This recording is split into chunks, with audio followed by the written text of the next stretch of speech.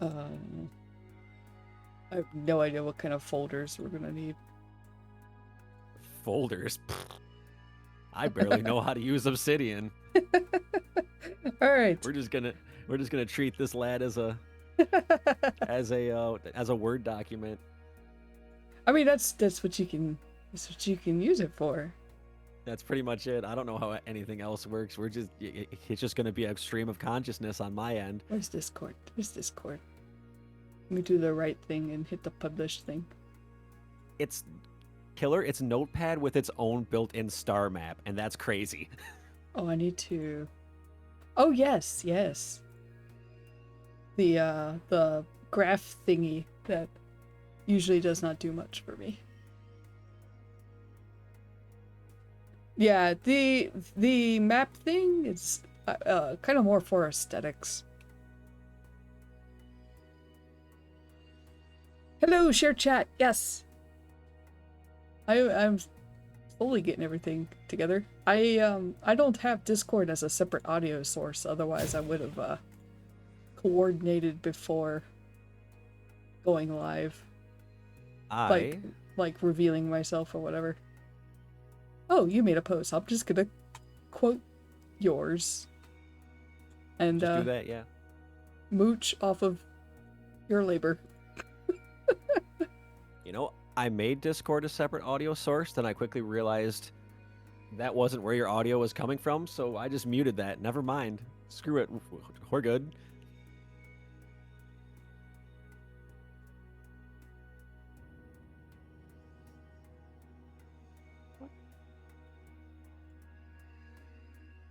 Okay. Let's see. Just gonna make a couple of posts. There we go.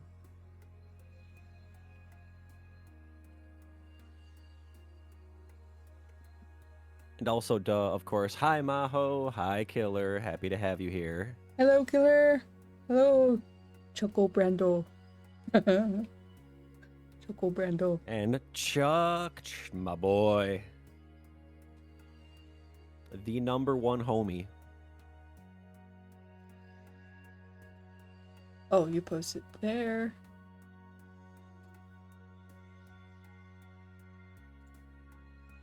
Because yeah, I just linked to mine because I'm dumb, but I could have threw your well, link in there as well. You were also live well before me, so it's all right. I had to take care of the cats a bit. Well, that means I can go back to like my just chatting screen for the moment. You don't have to stare at a blank notepad. Let's go, woo! In the corner behind me is in fact my like snack hoard because I have no idea how long we're gonna go.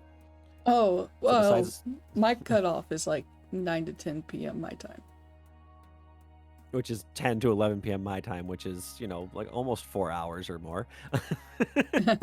So and I am a snacky lad. What am I doing? Where am I? What am I doing? Okay. I was just going to say screw it and show a little section of the rulebook. I mean, it's only a little portion. It might be all right.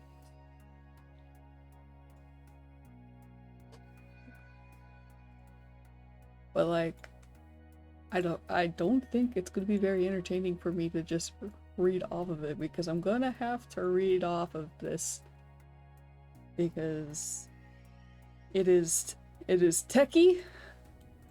I am not that techie in this kind of sense. So think of it like a little preview. Yeah, I'm gonna let you handle that part because you've read that. I'm aware of Traveller and I know how to build.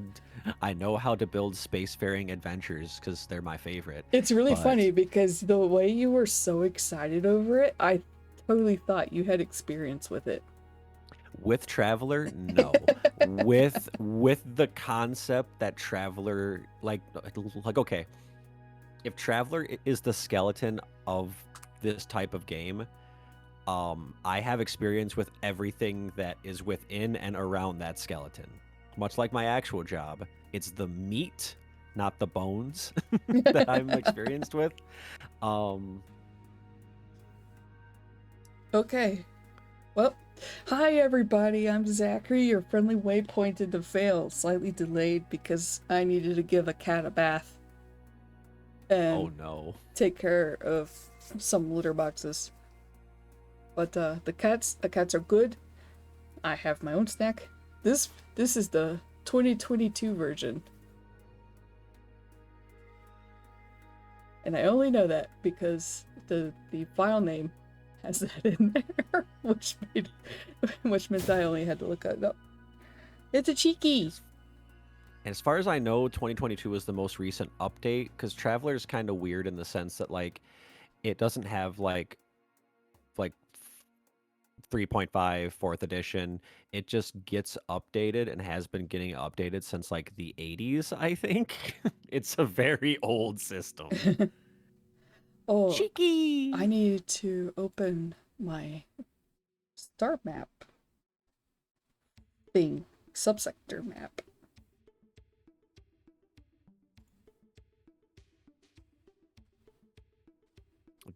Chuck do like skeletons, that is true. Oh, well, Cheeky's here. Yeah, we do have a skeleton in chat right now. And a space skeleton. Mm-hmm. Yep, a thematically correct skeleton. Okay, I put this file somewhere. Currently, all I see are flame sprites. Oh no, wait. There we go. I gotta do some finagling here. We're gonna go back to this, because that's where your Fugi is. I forgot to put it on my other screen. Okay, so I have a subsector map ready to draw on. Oh, Killer, you have a... Thank you! Thank you so much. I will pin that now. Or at least on this side. And doink. Thank you so much, Killer. I was definitely forgetting that. It was totally not in my mind. I'm just gonna pin the same message, forget it. Sorry, Cheeky. I kind of swooped in there and... Ping!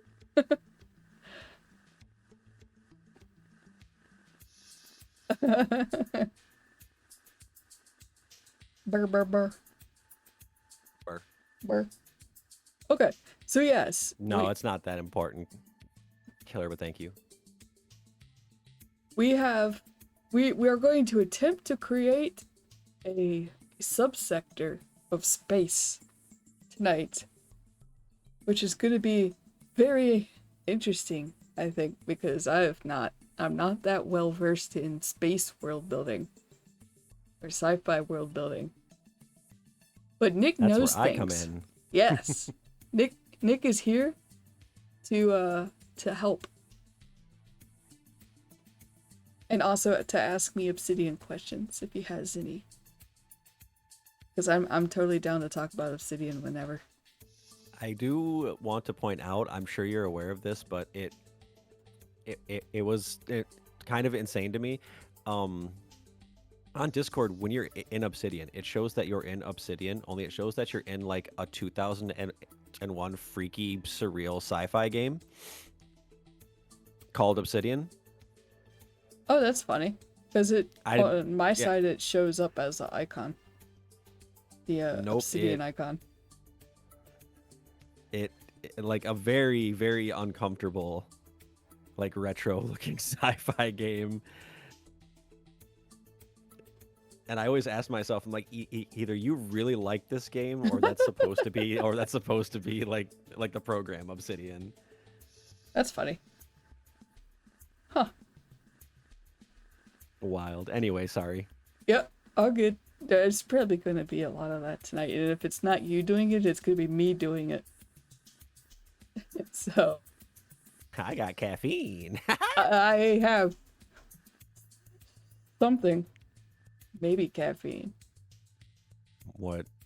Why are you so mysterious about it? What? Well, I mean, I don't know how much is actually doing anything. Oh, I minimized the city and so y'all couldn't see it.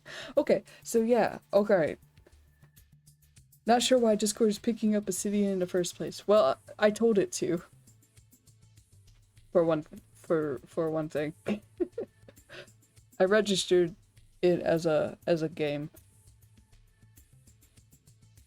But it's weird that it's coming up as some kind of old retro game.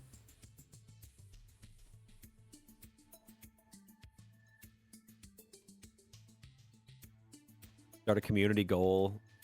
If we reach that goal, you play that game live on stream.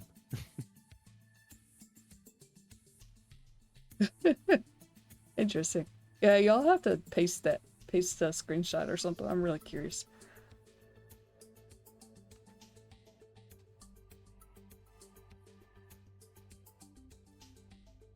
Is that a killer?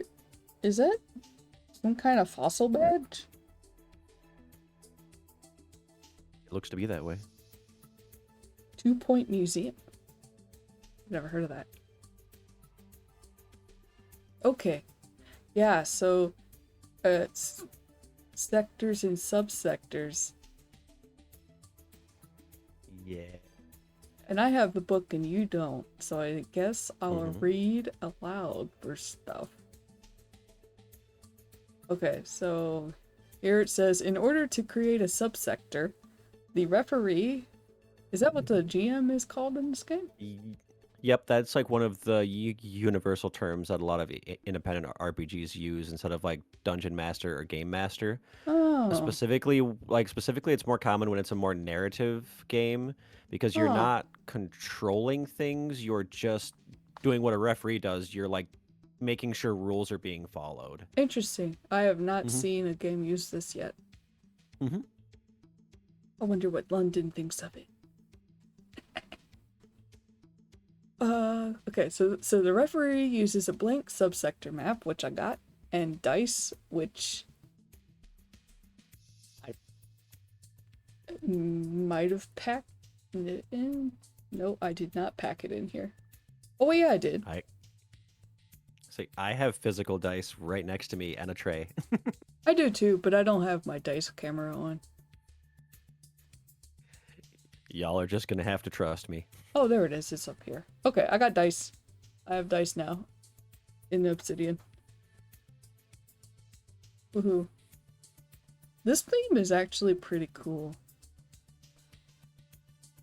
At first I wasn't too sure how I was gonna like some of the text and stuff, but I'm starting to dig it. It fits well with the with like the fonts and stuff used in the book from what I can see, which is pretty cool. Are we using the same one?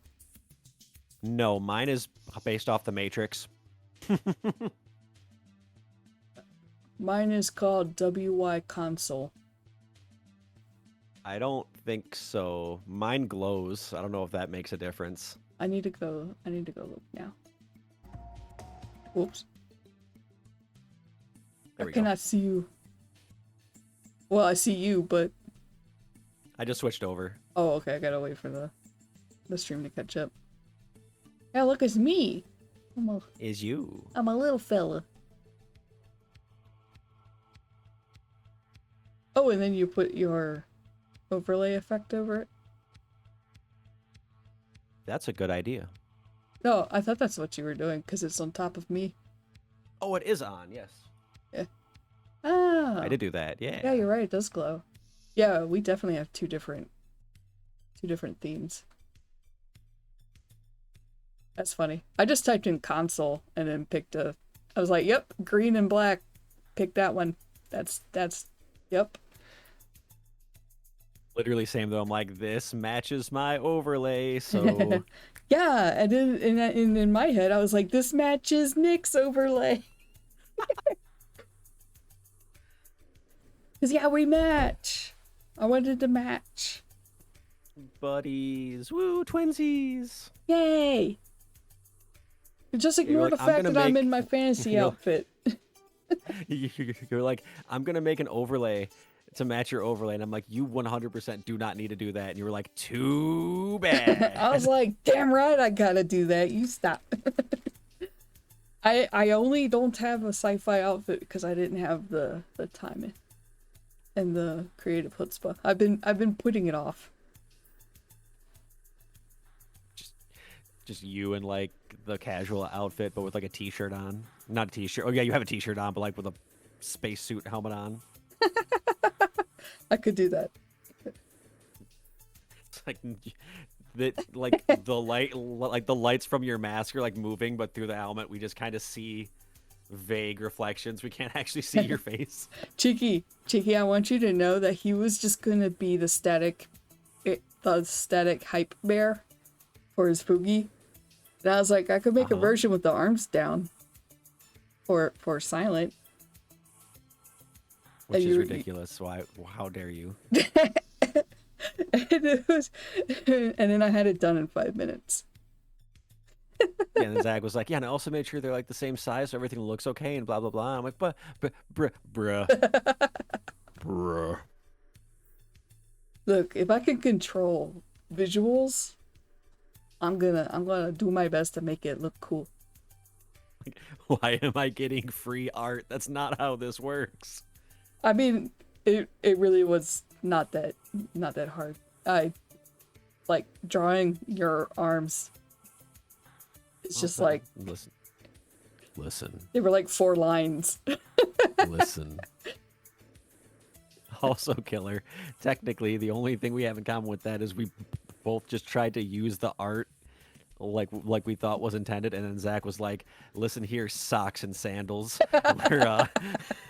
We're not having this." I mean, yeah, you were both like, "I'm gonna use this for Foogies," and I'm like, "This was not meant for Foogies." Killer's running outside with his clothes half off. It's like half off. No, it's like the sketches. They're just sketches. The great background. No. It's like streaking through chat. He's just doing it. Pretty much. I was like, no, get back here. Well, yeah, but I thought you were gonna use just the finished artwork. I didn't know you were gonna use the character design sketches. Wait, did he have the finished artwork? The final illustration? Yeah. And he did the sketches anyway? Yeah, I mean, one of them, he showed me 2 Foogies. One was a crop of the illustration, and then the other one was the sketch of one of the sprites. So I whipped up versions with a background, and then versions that were transparent for each sprite. Killer flame. Because I was like, there's no way. I mean, I guess they're clean. They're not what I would consider clean, but yeah, the designs are easier to Foogie. It's kind of difficult to do a group pose like that where you could see enough of each sprite and like still have them interacting enough to look like a good artwork and not just a lineup for mugshots.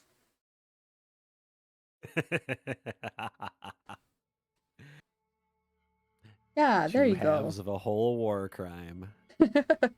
Make sure you check to make sure you don't have anything to do on VGen, by the way. I meant to message you about that earlier. I'm not sure if there's stuff that you have to do on your end. But okay, star mapping. In order to create a subsector, the referee uses a blank subsector map and dice to determine the presence of systems, starports, and bases. Reading world profiles on page 248 shows the coding and placement of information about worlds within a subsector. This format should be used to allow travelers and referees to note information that would normally be available to them. The referee may elect to omit some information and only allow it to be inserted after the travelers have determined it for themselves. You want screen share? If you want to. You don't have to. That way you can see too. You can. Sure. Okay. And I just want to. Okay. You won't be able to see the Clip Studio map, but okay. There we go. I think I got that. Fine. Got that for you. Oh, that is definitely not Obsidian, the note-taking app. It is not, That's, is it? Also, that it almost. Yeah. Killer's calling you out right now. What? Why isn't your VGen on your Twitch page? Is it not? It should be. I have a command for it right in the title. But I thought I added Killer it. says you have to add it, so apparently we need to have a talk. Or maybe Killer's blind. Oh, it's not in the link list. Whoop. Okay. Yeah, my bad. I straight up thought that I had it linked there, but I have a command to pull up the link too.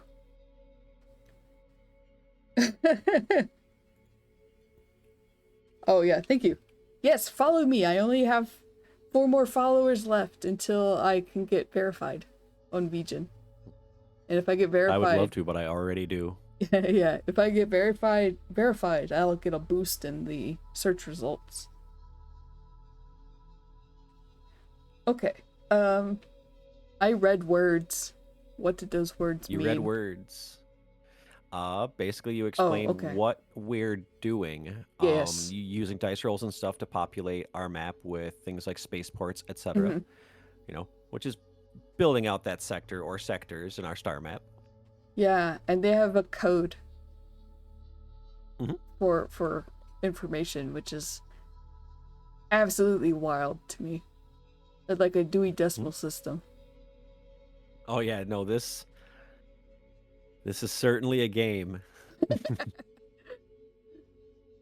World occurrence. There is a basic 1/2 chance that one world and its attendant stellar system will be in a hex on a subsector or sector map. Systematically check each hex, throwing 1d, which is a d6.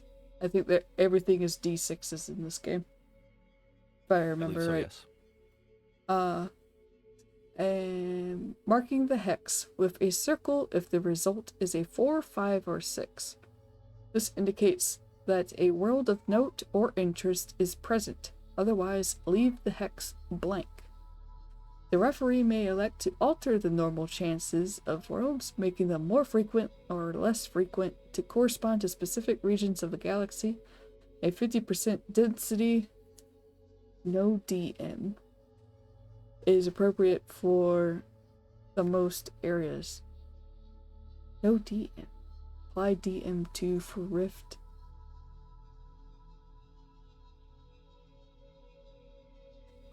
What does that mean? I might have missed something. I've not read this whole book. I don't expect you to. It's massive. I skimmed through some of the character stuff because that was what had me kind of interested in Traveller in the first place. The whole like, you can die during character creation, that kind of thing. So like technically can. Yeah, so you gave me the book and I immediately like went to go skim through the character section, and then I went to go skim through the star mapping stuff, and I have not really looked at anything else. Perfect. Okay. Yeah, so I don't know what the DM thing is, but I think we're okay doing a the normal half chance of whether or not there would be a world of choice or an interesting world of note per X. DM is dice modifier. Because the next one says apply DM -2 and DM -1 and +1. That's your dice modifier to your D6. Oh, that's interesting because I thought it would. Yeah, I'm used to just seeing, you know, like I expected it to be 1D -2 or something. Oh, thanks, Killer. Woo! Give Zach all your money right now. Only if you want and if you feel comfortable doing so. You don't have to. No Silence, obligations. artist. No obligation or anything. The bear is speaking. Give Zach all your money. So do you think we should start now and determine if, like, if each hex has a world or not? Yeah. Okay. And this is referring. Is this referring to subsectors? I think so. This looks like a nested header underneath star mapping. Yeah. Yeah, so it's like, remember how I showed you that, like, map system from X? Yeah, Where you yeah. have, like, one big hex, and your smaller hexes, and then there's smaller hexes within that. That's kind of how this works, is it's all kind of nested. So you need to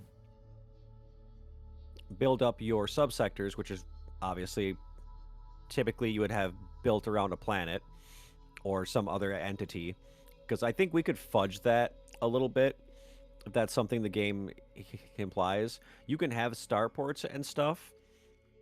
They don't have to be in a habitable planet or a sector with a planet.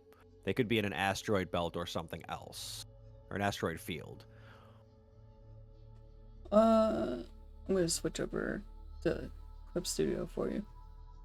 I see the hexes. Yeah, so this is the subsector map. Mm-hmm. And then for each hex, we would determine if there is a world Yes. on it or... Wait.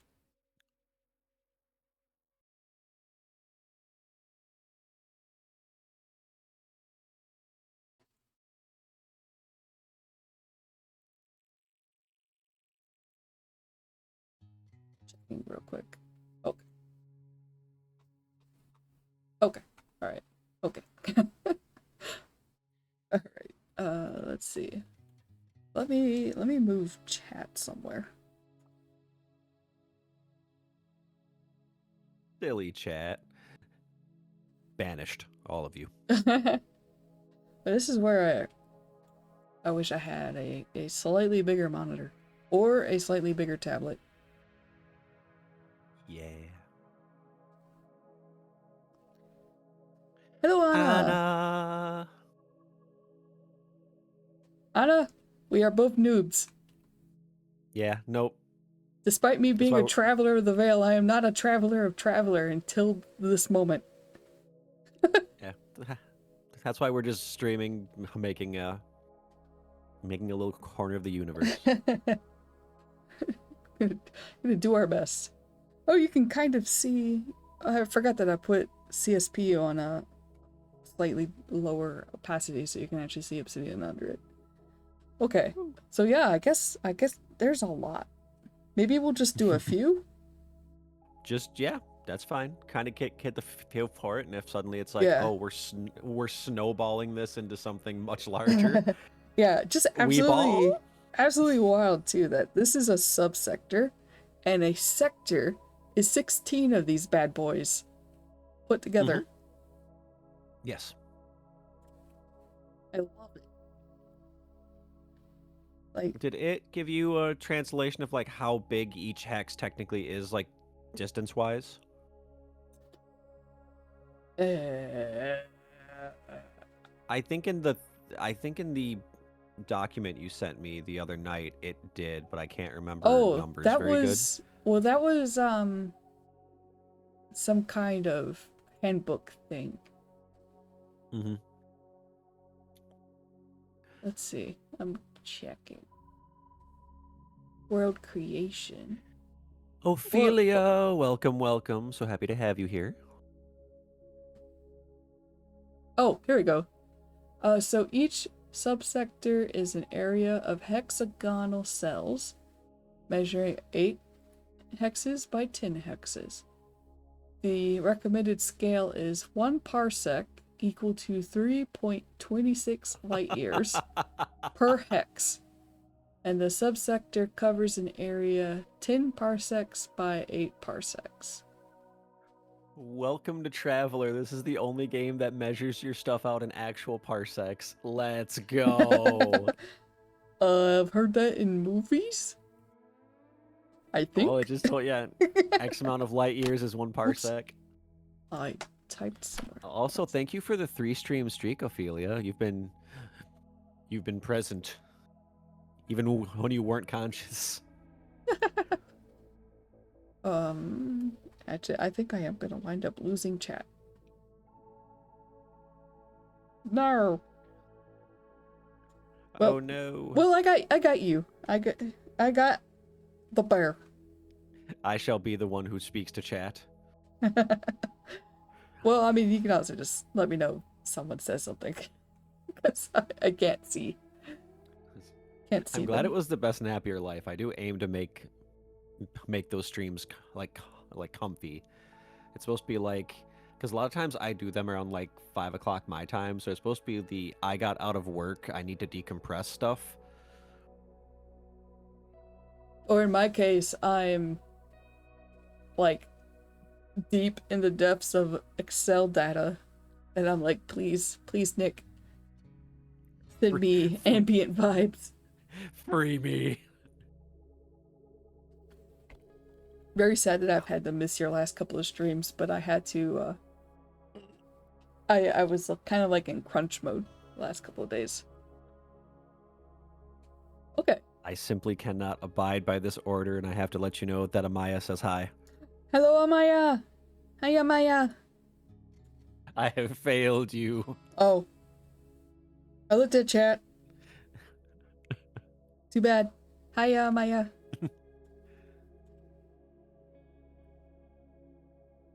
I'm sorry, Amaya.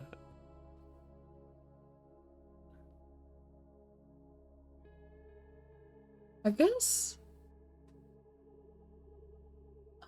I just have a question. A question? Hold on. What is your question?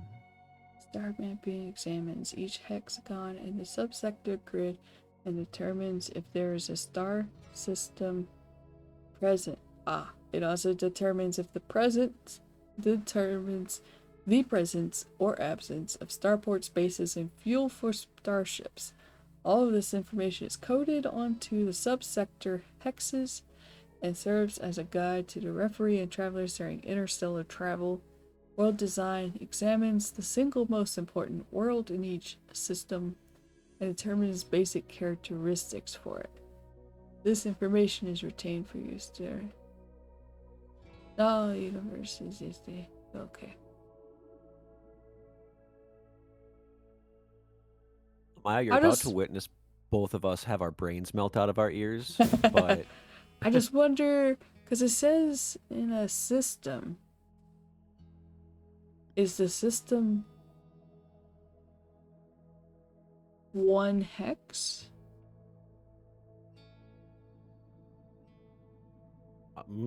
That's a fun one. So sometimes systems are like the larger macro thing, where like a sector is a sector of a star system, and there's subsectors within that sectors. Other times, it's a little bit different. So if someone knows this, which nope, I just watched Amaya say, yeah, my brain clocked out when Hime started going over this. So yeah, because we have technology.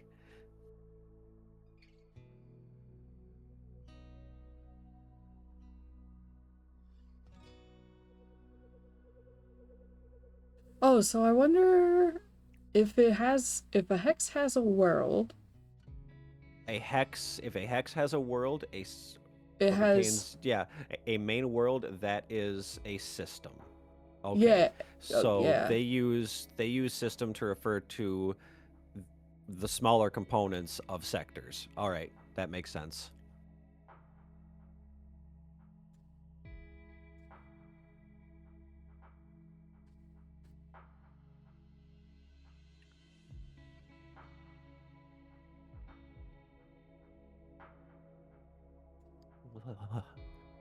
Okay. Thank you, Anna. Okay. Anna said, on the parsec scale map, one hex has at most one system. Yeah, I do have. Let me open up the sub or the big one. And Amaya is about to Boink. share something on the Discord that is, it's a sheet that can help break hexes down into smaller hexes. Look at that big old thing. Oh yeah, the sector map is huge. So we're basically just in one block of this. Yep. Mm-hmm. And then it has like this whole key over here, which is pretty wild. The maps don't actually look like this, by the way. I kind of had fun with it a little. Zach made them cool as hell. And now none of you can have maps like this. Only Zach. I mean, I could also just tell you how to do it. Pretty sure you could do this in Krita.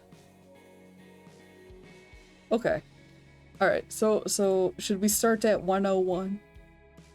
Yes, because this is our first, our beginner class in this. This is sector map 101. This is true. You're right. You're absolutely right. Alright, so we're gonna start at 101. We're not gonna be chaotic and start in the middle. Which was gonna be the other option. Okay. Where am I? Goodbye, chat. I do not see you. Farewell. Alright, so I guess I'll roll a d6. Hello, chat. Boink. Hey, look, a 6. So there's a world in here. A world of note or interest is present. Okay. And was there a mark? Oh, I guess that just... Okay. I guess not. I need to put a layer. So I don't mess up the map. But like... Okay. Oh, I also need to put my drawing glove on. Now we got that authentic experience. Of what? Of you looking like your own that's emote. Oh yeah. I mean, yeah. Only the glove is on right. They didn't need to know that I drew the finger cutouts backwards on the wrong fingers. They didn't have to know that. That was a secret lore. Okay, so there's a world of note on here. I don't know. I guess I'll just put a W until we figure out what it is. Boink. Alright, so many worlds have starports, their presence being essential to interstellar trade and commerce. Bases, stellar systems may have bases for military forces, the Navy, the Scouts, or other arms of interstellar government. Bases will also help determine political boundaries in the sector. An interstellar government will place bases along its borders to protect against aggression from rival states or to control local systems. The presence of multiple bases within a few parsecs might indicate a contested border or a mighty stronghold. And then we got gas giants. A star system may have one or more gas giant planets similar to Jupiter or Saturn. The presence of a gas giant allows streamlined starships to refuel by skimming. This eliminates fuel costs for the vessel and increases profit. It also allows refueling at systems that do not have starports. Refueling in this fashion requires 1D days to travel to the gas giant and commence refueling. Fuel gained by skimming is unrefined. Gas giants are relatively common.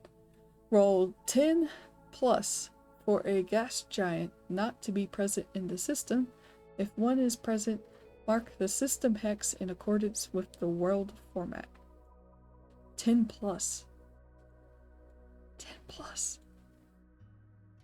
Oh no. Roll 10 plus. What? 10 plus what?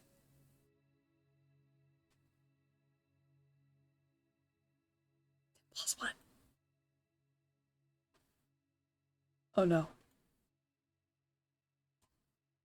I'm waiting for Anna to come in and be like, yeah, you need to roll 10d6 right now. Get a bucket. But then it would just say 10D, wouldn't it? Roll 10 plus. Shoot, am I gonna have to scroll to the front of the rulebook?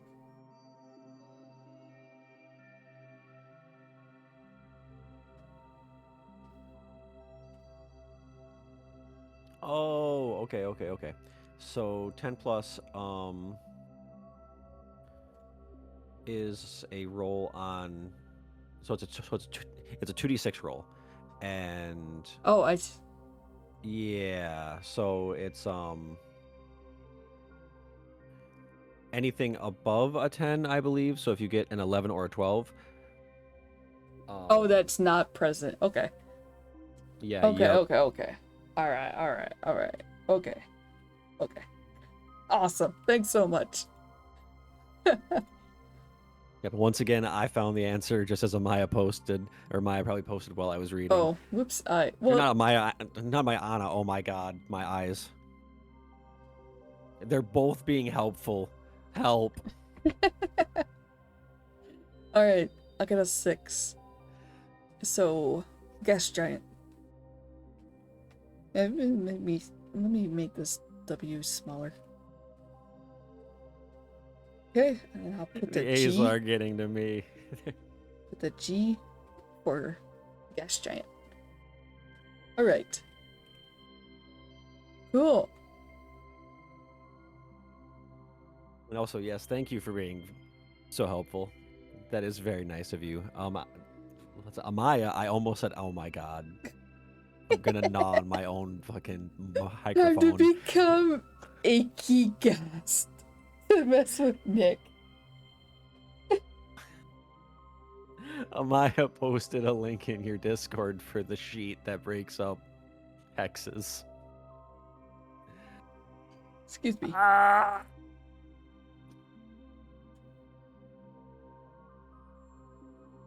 X-crawl worksheet.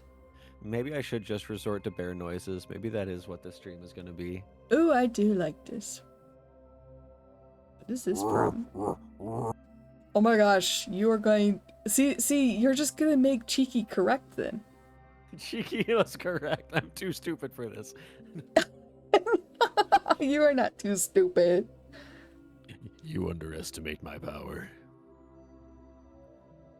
Yeah, thanks, Amaya. I might, Maybe if we go back. Thank you, Killer Flame, for gifting a sub to Amaya. I appreciate you so much. Yeah, and welcome, Cheeky, Amaya. Cheeky Welcome. did not say you're stupid. And I told you that last night. I thought. I don't know. Yet last night's a blur. And to Anna, what? Killer! Okay. Bring it on, ghost. I have all my windows everywhere. Okay, cool. So yeah, that breakdown, maybe we'll use that if we wanted to drill down into a system. I feel like if I was the one doing this, I would definitely use that a lot more on my end, just because I need the visual aid. But oh yeah, well right now I think we could just list what's in the hex, and then we could always do the placement later. And thank you for redeeming your daily jam. Today's flavor is orange marmalade. Oh, I should do that. Let me get my daily jam. They crave the marmalade. I think I'm good. I'll pass. No marmalade? Nah. You already redeemed it. It's just in your Want some fridge now. I'm peach? sorry. That's what I'll whip out when I inevitably run out of jam and can't go to the store. Okay, so system name. Each system is generally named for the primary world within. This name should be decided upon by the referee and placed in a hex for identification. That explains what I was looking at on Wikipedia the other day. Why the sun and the planets all had the same name. Alright. So what should we name our primary world and therefore our system? Because it's our primary world, and the power of Latin. Well, let's take suggestions from chat. Here we go. Hey chat, what do we name our first system? It's going to be a Primus planet, because Primus would be Latin for like prime, or for like largest. You know, and that's also fitting since this is Hex 101. Technically, Killer, it's both, because Yep. the system is named after the primary planet. Yep. Xeno. Okay, so we got one for Xenos. Oh, I like Maya, treble. So like for the naming convention, it would be something like treble Primus. So that would be like treble crazy. Zabari. This is Zabari. Yeah, so it'd be like Zabari Primus. And then if we had like a secondary planet within that planet's like range, that was settled by the same people, it would be like Zabari Secundus, which would be secondary or second to the prime planet. So you said Primus goes first? It would be no, Primus goes second. Oh, okay. So. Yeah, kind of like what you just said. It'd be like Hazurser Primus. If you don't want to use the Latin term, it would be just like Zerser Prime, and then the other naming convention would be like after Prime. The other sectors or like planets would be like a Roman numeral of 2 or 3.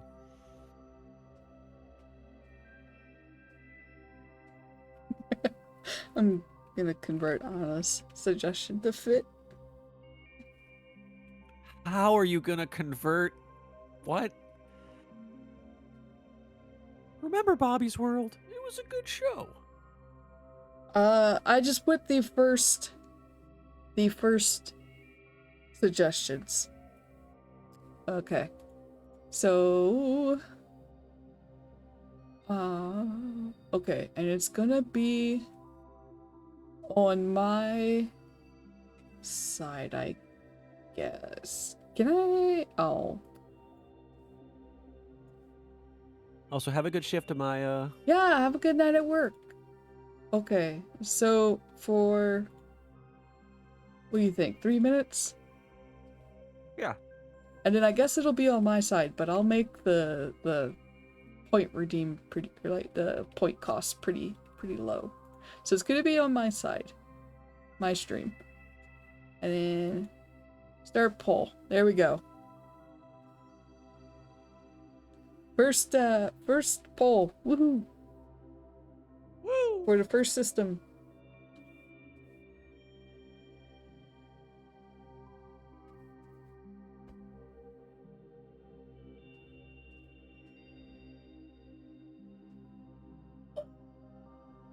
Let's see. Well, that's going. Let me read the next part. Travel zones. Most That was the part worlds... where I have to tell you that it's spelled with a U, but that's fine. Primus? Oh, my bad. Yeah, Primus, yeah, Primus. which is fine. Alright, pretend it's got a U. And yeah. Which one of you voted for my name? Which one of you did it? I made them 1 point because if you haven't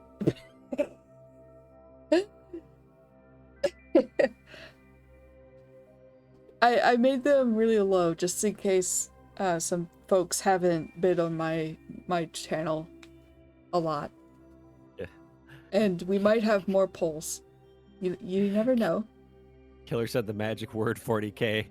Uh-oh. Heresy.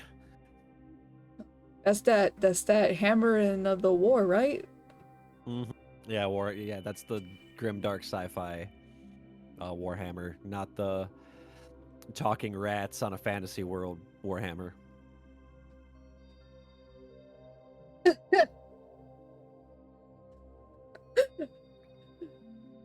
All right. I just wanted to be a little inclusive for anyone who might be new on my side. Yeah, I looked over and I'm just like, there is not 47 people in this stream right now. What is going on? we can put it on. We can do the next one on Nick's side.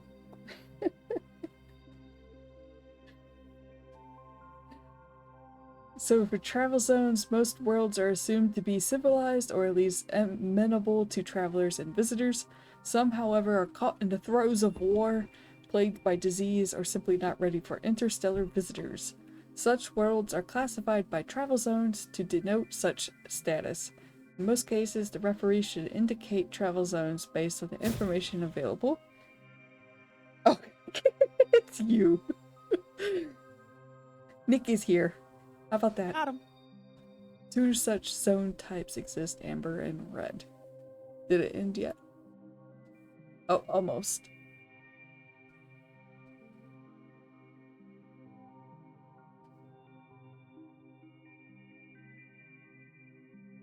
Alright. Oh, why did it open in a window? Why would I need that? Oh, I see. Browser source URL. Okay. So because Twitch is a good well-built functional website. It says Zabari Private. Yep. Oh, let me go put that in the obsidian. Well done, all 53 of us. Democracy triumphed. It's Prime Us. Prime Us, yeah, like the band with Les Claypool. My name is Mud.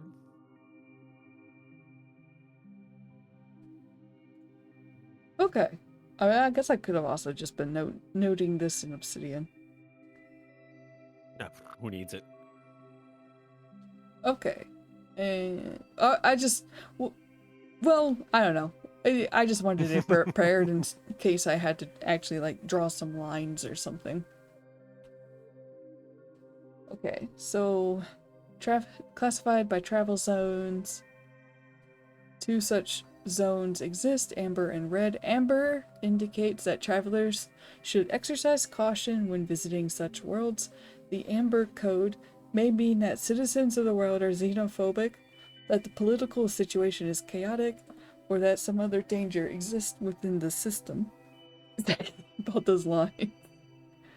Red zones usually indicate that a major danger exists within the system. This danger may be disease, and the world is quarantined. The system may be involved in a war, and surface or space battles may be probable. Red zones are also used to show a government edict prohibiting entry to the system or world. This may be to protect a local civilization that is still developing and not yet ready for interstellar contacts, or to protect valuable resources until the government can mine them. Which is a wild thing to include in your world building. The concept of like, hey, you could enter, because it doesn't say you can't go there, it just says you're not allowed. Imagine rolling and you end up going to this system and this planet of like borderline Neanderthalic people who are literally not prepared to meet aliens. And you're just like, nah, we're going to fix that. Yeah. Could you imagine being being a civilization's first alien, could you imagine like just this weird ship shows up and just Zack steps out and it's just it's like it's like that Evil Dead movie where he gets like blasted back in time. Zack holds up a drawing tablet. This is my boomstick. Everybody freaks out. Just picture that. Watch that be what happens. Our very first planet is just like populated by just like Stone Age people. What a funny, totally not real life scenario. Ha ha ha! So funny, cheeky. Cheeky, what are you talking? Cheeky. Cheeky, what civilization has Zack permanently scarred? Cheeky, please. Well, I'm sure there's something. Cheeky, please.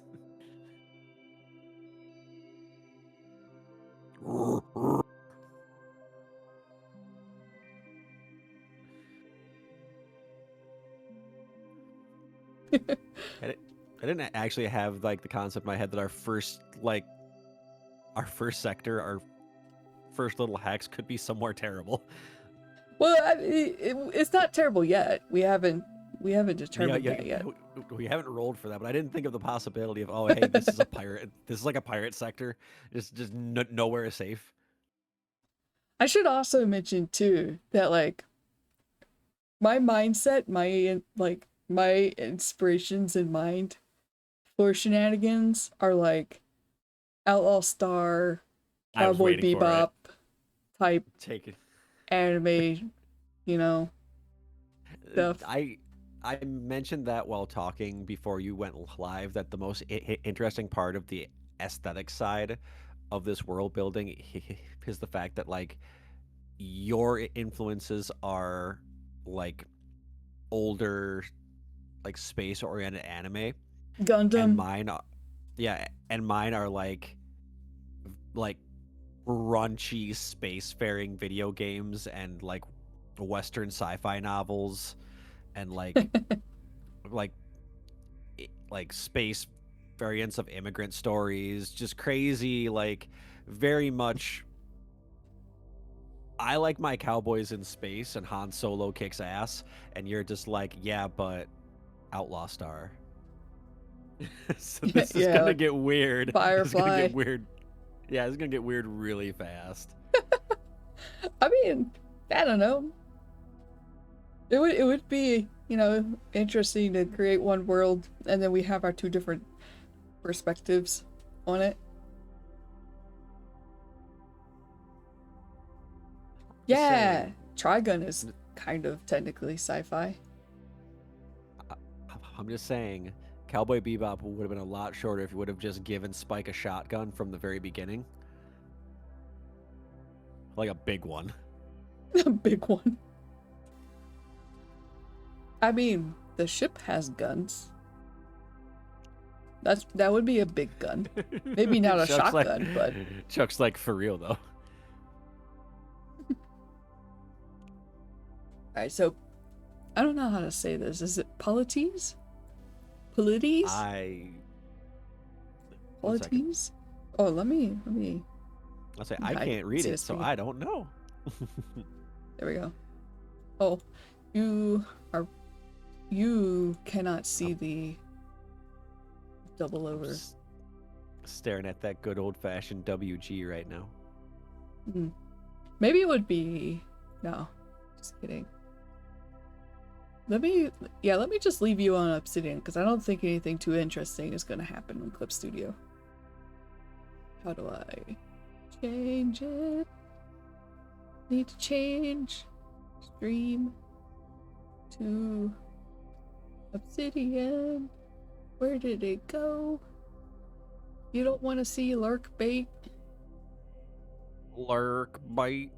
There we go. Okay, I found it. Zoom in. I have not seen Gurren Lagann. I know like the one spoiler about it that happens early on in it, but I have not actually watched it. I would say pronunciation is Polites. Polites? yeah, has a plural of the word polity. We could be wrong. I don't know. I don't think I have the right degrees to be reading this book.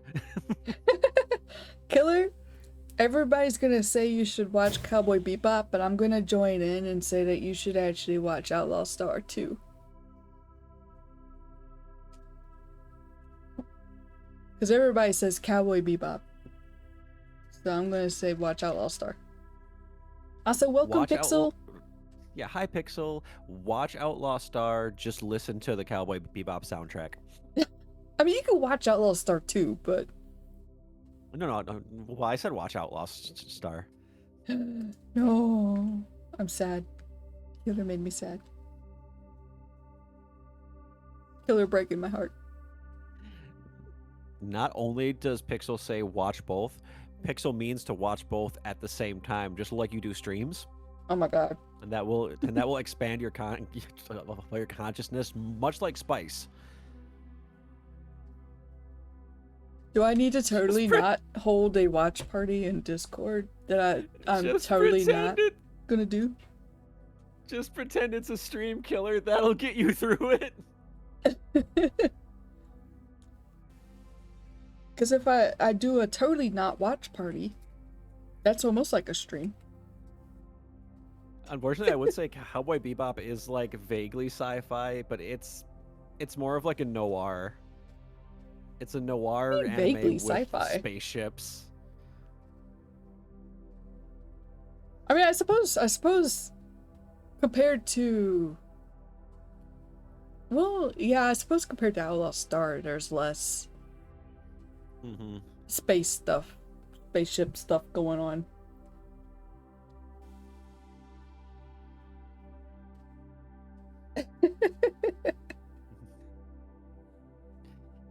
Expand consciousness, Killer. Oh. Nope. Chuck has the most base take. Just watch Megas XLR. Actually, I vaguely remember that. I don't think I was too into it, but I heard that it was like actually really good at one point or something. Did it get canceled? Megas? Oh yeah, no, it was one of those shows that got canned because its animation was actually like too detailed and took too long. Yeah. Yeah, it's the show where the giant robot has like a hot rod for a head. Okay, yeah, it is what I was thinking of. You dig giant robots. I dig giant robots. We dig giant robots. Chicks dig giant robots. Okay, I knew Cheeky. I knew Cheeky loved that one. It's such a good cartoon.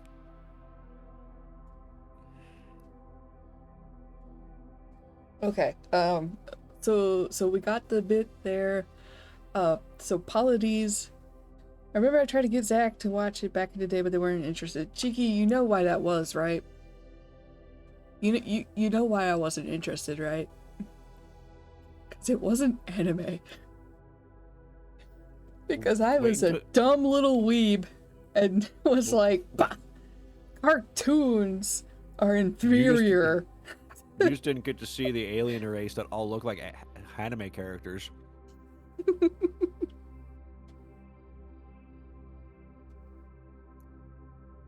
Nah, I've been watching anime since '97. It was like reverse Kappa Mikey.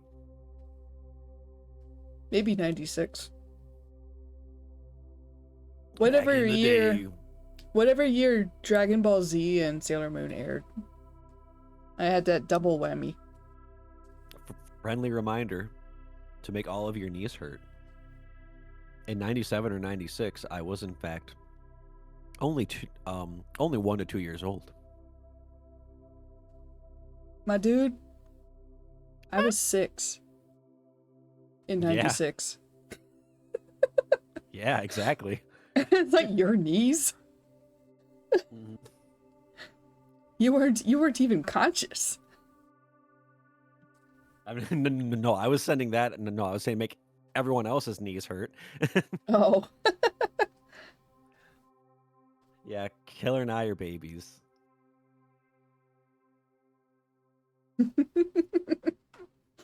I was around the same age when I watched those as well, but that was when they were on Toonami. Ben 10 was Nickelodeon, wasn't it? Ben 10 was Cartoon Network. Oh, never mind. Just kidding. Because I didn't have Nickelodeon, so I missed out on a lot of the formative Nickelodeon stuff. Excuse me.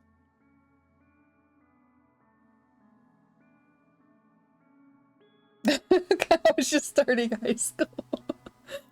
Oh, what have I done? I killed someone. There you go. I killed someone in chat. Oh no, well, Pixel, I'm sorry. Oh, okay. So I am older than Chuck.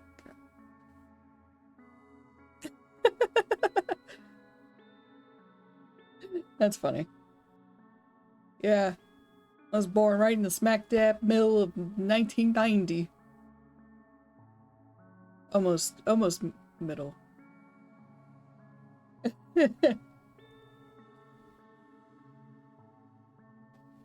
I don't know, my eyes don't work too good. I believe Killer just said he's 40. He had us thinking he was 40. Not on purpose, he didn't. Nope. But that's not my fault.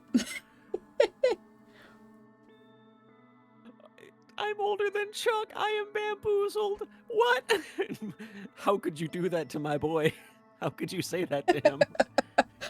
No, you're going Chuck, on like, Chuck, this whole time I thought you were 52. I just don't understand.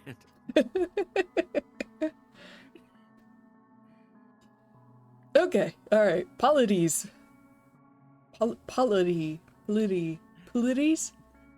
World's me. As politics? Politics, Polities, yeah, that's what I was thinking. Yeah, politics. I would say it's probably polities, yes. Yeah. Killer is smart. He's very smart. And very, like, gives off that dependable vibe. That's not why I thought he was 40, though. I was all your babysitter.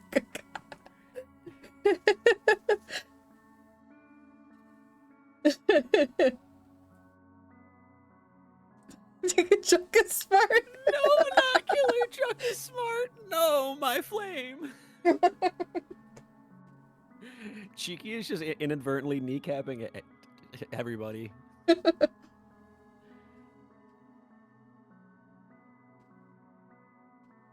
Yeah, that's what I thought. No.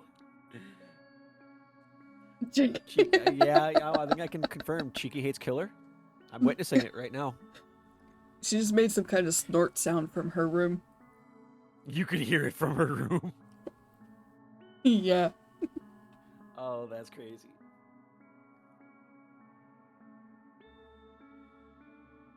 Yeah, I forgot to shut my door. If I do that, a cat will wander in, and then when that cat does not get attention, it will try to knock over very expensive things behind me to get that attention, and then I have to remove him by force. Well, I say shut, but it'd be cracked open because our boys don't know how to handle a closed door at all. Do you need help using the internet box, old timer? You be nice to Mima. She streams. Mi abuela. There was this elderly lady in Japan who was streaming. I think it was Japan. I don't remember her name, but I know that it was I had caught like an article that was talking about like a status update. She had disappeared for a little bit without warning, and so people were like, "Oh my god, did she pass?" But no, she had like fallen like down her stairs or something. But she was gonna return to streaming, and I'm like, look at that, streaming grandma.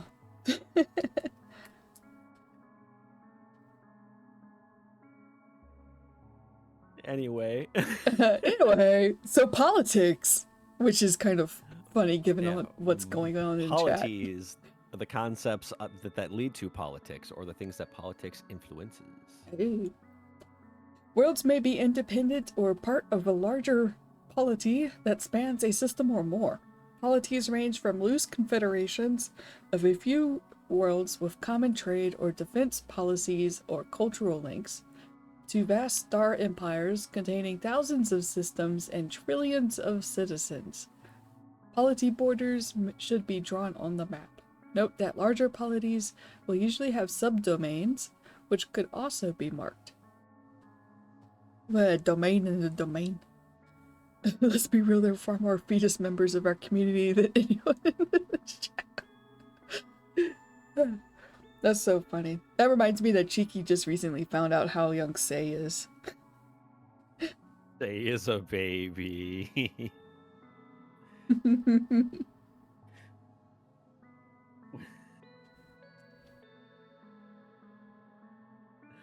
Say baby. Alright, so communications routes within a subsector, local governments will have established communications routes connecting some but not all worlds. These routes serve as a conduit for messages between businesses and governments as well as people. I'm like eating a snack at the same time. They also I've been eating Neckots this entire time, which is my brand. I got Pop-Tarts. Let's go. We won't talk about that. Or Cheeky will get fired up again. They also serve as the basic routes that liners and large freighters travel. The referee should examine the subsector map and connect key worlds with communications routes. If the subsector is an isolated community, the routes might not leave the map. If it is part of a larger confederation or empire, the routes will probably leave the edges to join with other parts of the sector. Use starports as guides when drawing communication routes. In general, the best routes are the shortest connections between Class A starports and naval bases. Thank you for the hydrate, Redeem Ophelia. You have become my Tamagotchi handler, I've presumed. You know, I could see this being good for like a solo hex crawl. 100%. No, that's why. Did you ever look at the solo Not yet. rulebook yet? I wonder if that, like, if it ties into that, because one of the things that because there were two of them. I think the one I sent you is one that has like 3 different routes, and one of them is like a trader. Yeah. And stuff like that. Yeah, so I imagine that probably ties into a lot of it as well. Yeah, because I know, like, it kind of implies to have all of this up front before you play. Yes, 100%. But, since we're rolling for stuff anyway, I could also just see doing it, you know, 1 hex at a time as you play. Mm-hmm. So that would be kind of interesting to think about. And yeah, I'll have to look at that solo book you got me, because one of them did mention like a route like Cowboy Bebop and Firefly and stuff. Yeah, because that was the one I think you said you wanted to do when you like looked at the summary, which I think is the one I would do too, though.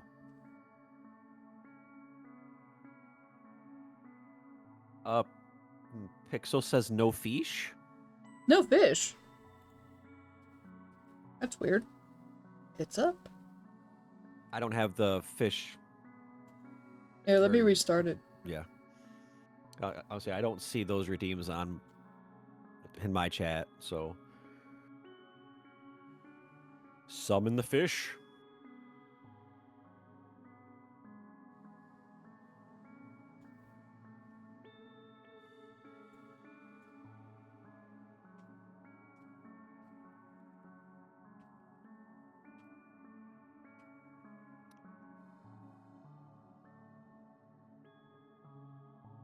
Fish. Fish. Fish. Oh, fish. Fish. Is fish broken? Why'd you break fish? What the heck? Oh, hold up. Wait, Wait a minute. no, it's there. Oh, well, yeah. Oh, 1 second.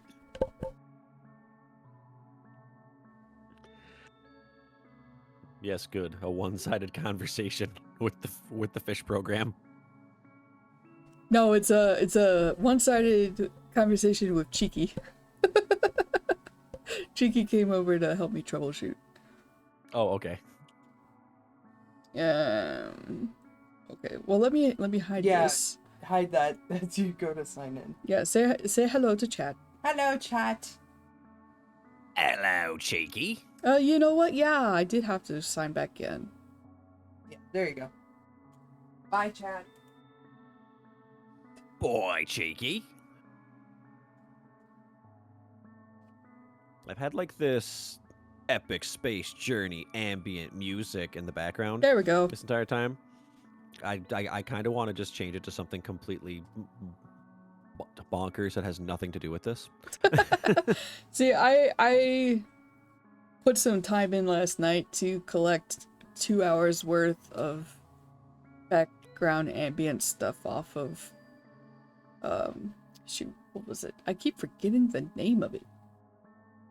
The one of those places you get free stock images and stuff from, like, it's not, I know the one you're talking about that also has audio. Pixels. Yeah.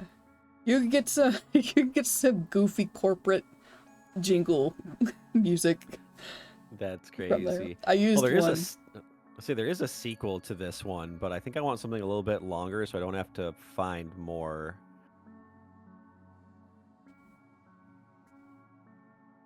Okay. So, communications routes should be carefully drawn so as to avoid making all parts of the subsector accessible. A subsector should have some areas as backwaters for exploration and adventure. Communication routes are drawn as single lines connecting hexes on the subsector grid. Trade routes link worlds that have strong commercial ties. Consult the trade routes table if any pair of worlds matching the 2 columns are within 4 parsecs of each other, and there is a jump 1 or jump 2 route between them, then mark a trade route connecting those 2 worlds.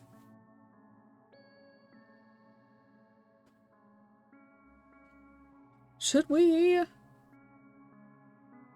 Well, nah, never mind. Nah. Okay, so we're getting to world creation now. Yes. Yeah. The term world refers to the various bodies contained in a stellar system.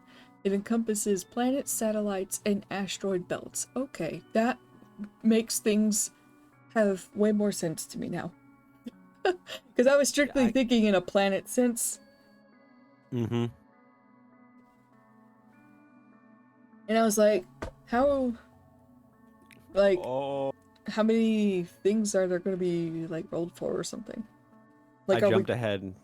I jumped ahead and I'm looking at it. It's like the base planetary codes are size, atmosphere, hydrographics, population, government. No, at the very bottom of the page you were on. Yeah. Because I don't have the book, so I can't jump. And I'm just like, yeah. Hydrographics?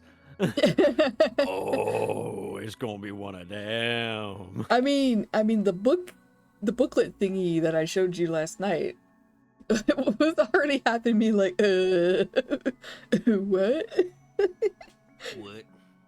And I was like, I gotta read more sci-fi, I think. Which, I mean, I wanted to do anyway, but I was like, I feel dumb.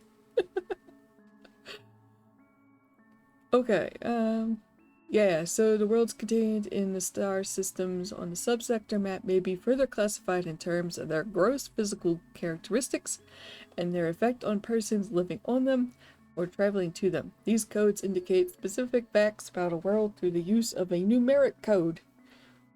This world creation process applies only to the single most important and most traveled world in a star system.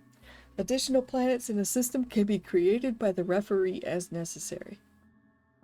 Probably so you're not just sitting Thank there in one hex God. for 5 days creating Thank God. it. Speaking of space, the Space Queen. London. Oh my goodness. There she is. We're naming one of the spaceports London Station, right? Yeah. Oh my God, Okay, you yeah, did. yeah. Obviously we are. Yeah.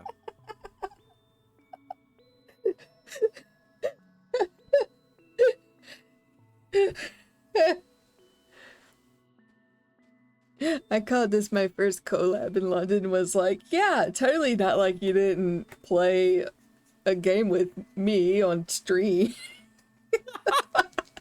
Oh no. I was like, yeah, we did do that, didn't we?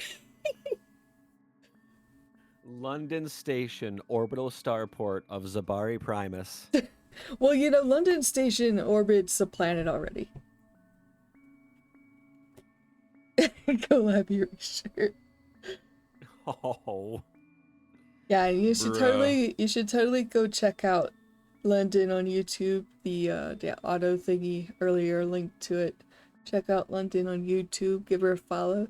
Join our Patreon so that you can join the Discord server, which is where you can learn all about the cool London Station lore.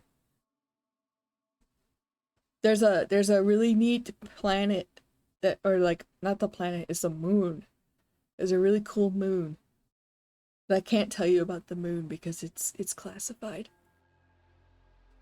So unfortunately, London, because this is a co-stream, Zach is actually promoting you on my stream. Haha, I'm twisting the rules. So you You're can't right. so you cannot stop them. Exactly. People in the bear side might not know about London, who does And awesome TTRPG discussions and streams and plays Minecraft.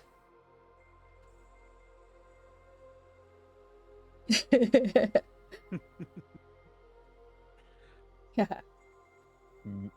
Me about to pause stream to just promo everybody in chat and everybody lurking and listen, this may be my stream, but it's also my platform and I love all of you. So Eidolon, there we go. That's the name of the name of the planet. oh, that's a cool ass fucking name. I like that. Ooh, cute black dress.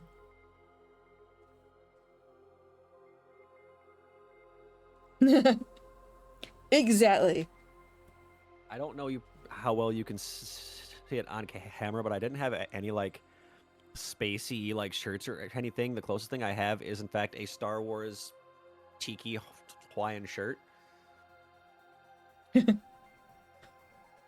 That's like the best I got. I thought I had a NASA shirt and I can't find it, and I'm actually kind of sad about that. There was oh, you just reminded me.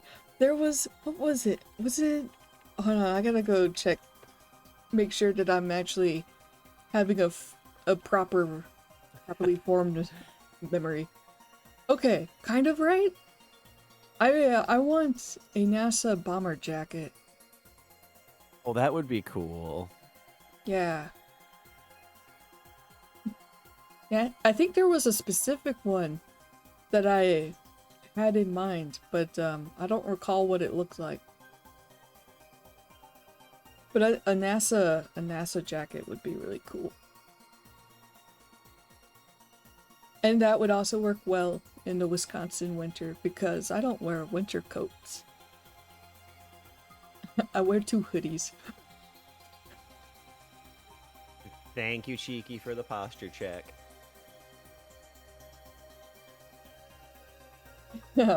And the 10 stream streak. See, this is why I have to promo London.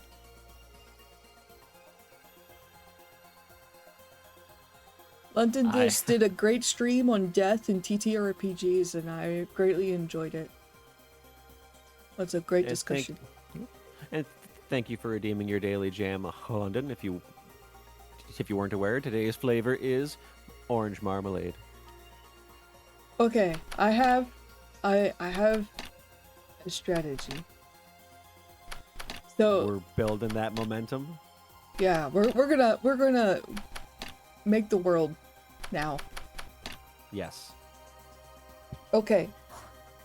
So Nick's got some big cheeks to fill. Joke's on you. I'm caked. I don't know. I know what you look like, and I know what Cheeky looks like. You don't know what I look like from behind. I mean, kinda. You did get up once and like turn around. Yeah, but on camera doesn't work. Plus, my camera's like technically up and aiming down at me. So what color is the planet? I don't even know if it's a planet, right? Because we have to determine like what it is or something, right? I believe so. Yeah, It could be asteroids. World. Yeah, we have a world. A world by the game's definition. Mm-hmm. So yeah, I've listed out the things here for the planetary codes. And then okay, so they are all generated using 2D each, with modifiers applied based upon the results of other codes. Excuse me. These codes establish the basic identity of a world as shown in reading world profiles, which is up here. So hexadecimal codes use base 16 notation. Digits 0 through 9 are represented by common numbers. Digits 10 through 15 are represented by letters A through F. A is equal to 10, B equal to 11, and so on. The highest digit will be F, equal to 15. In some unusual cases, further sequences of letters can also be used, such as using G as a digit to describe TL16. Once you get used to this method of laying out the characteristics of a planet, it becomes easy to decipher during play. Does it now? Because that's a long string.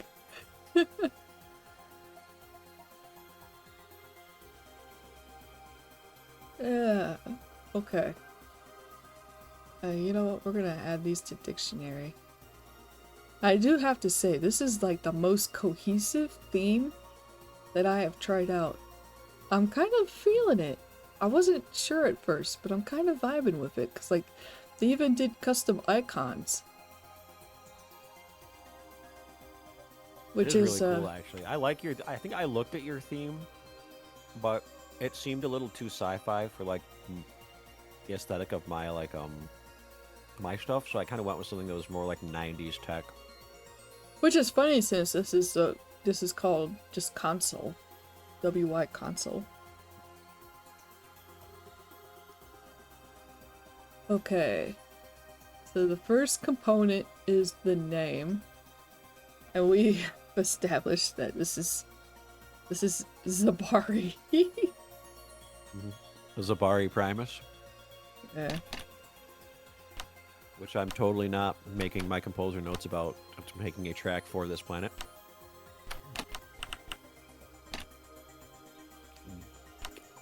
I'll get wrecked, nerd. It begins.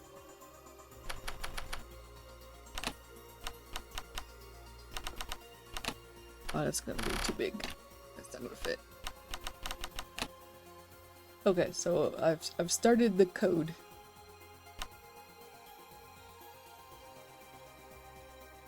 What if I tap those? No.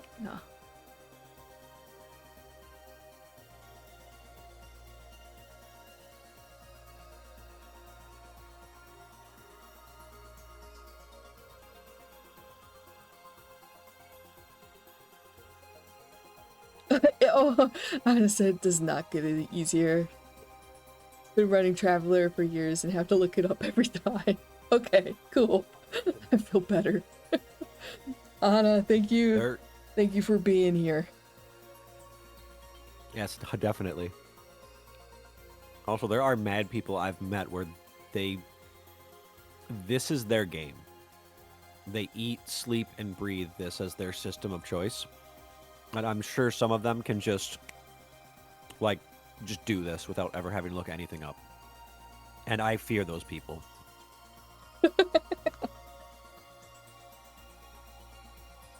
So the second component, the 4-digit number, is its hex location on the sector map. Hey look, conveniently, 0101. Okay, and then the next string of digits denote, in order, starport quality, size. Starport quality comes first. Not size. Let me put it in order over here. Starport quality, size, atmosphere, metropolitan, percentage,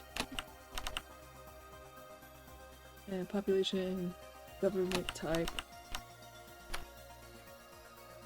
law level, technology level.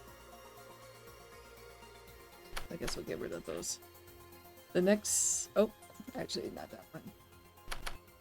The next component marks any bases present on the world. Examples include N for naval base and S for scout base. This is followed by any trade codes for the planet.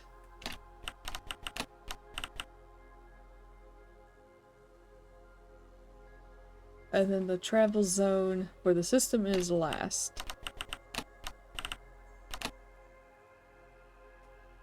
Okay.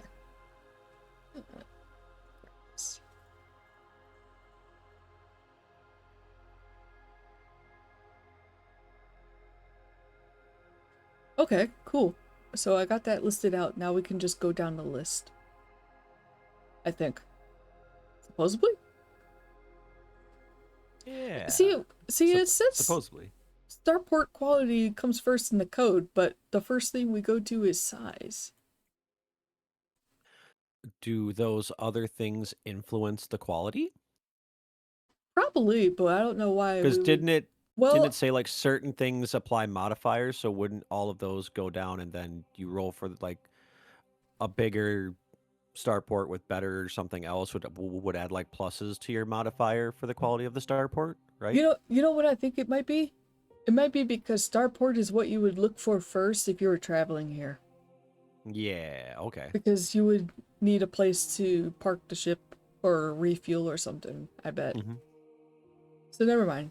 I think, assuming that's what is intended, that makes more sense. And then, yeah, everything else is going to factor into the quality of it, probably. So the size code for worlds ranges from 0 to 10 and is determined by rolling 2d2 minus 2. See, that's what I was expecting earlier when it said 10 plus. Or the DM thing. I just expected it to be like 2d2 minus 2 or something. Size measures a world's diameter in thousands of kilometers. And the bigger a planet, the higher its gravity. The values for gravity in the size table assume that the world has a density similar to that of Earth. Worlds like gas giants have a lower gravity than their size would indicate, while extremely dense worlds would have a higher gravity. Intelligent species, savants,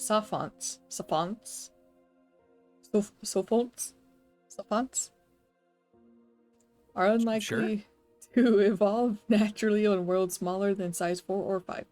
Larger planets tend to imply larger populations as there is more room for expansion. Yeah. Charted space, routes and jumps.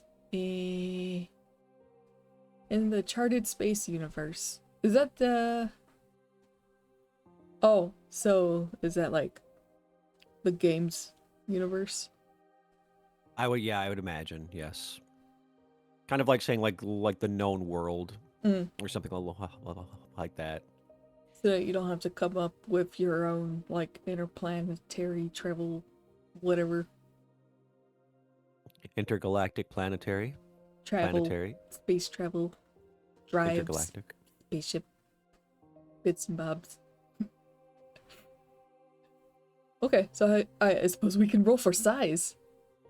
Woohoo! 2d6 minus 2. Oh no. Oh no. We got a 0. There's It nothing doesn't here. exist. What?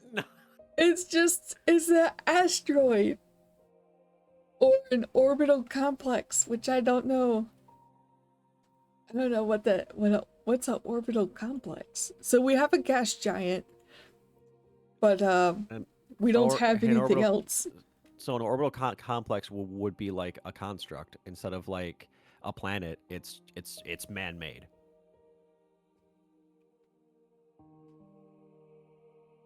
Like the because what I think what this is implying is like your spaceport is on a planetary surface, right?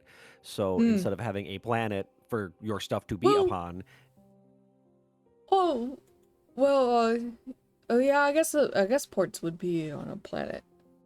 yes. So well, or on Oh, a station, I guess, as this would be, or on an asteroid, like a mine or something like that. or maybe a Exactly small what space station orbiting your gas giant.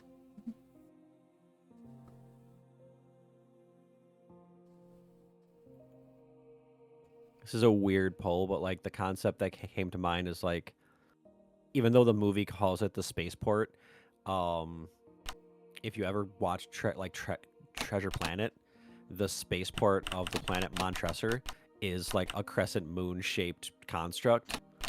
It's just a big orbiting city.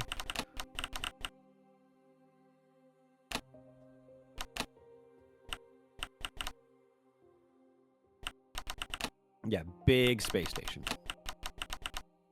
Or small space station, I guess, depending on your definition of size. Actually, Well, that helps my notes. I do like the idea of it being some kind of complex, or some station thing that orbits the giant. I did show you the picture of a um a space station from LL Star.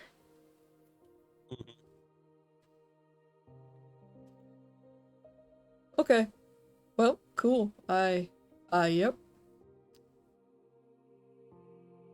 So not much going on in this hex, I guess, or at least like not planet wise. Well, so does that mean we really need to roll for atmosphere then? I would imagine no. So I guess I would put 0 for none.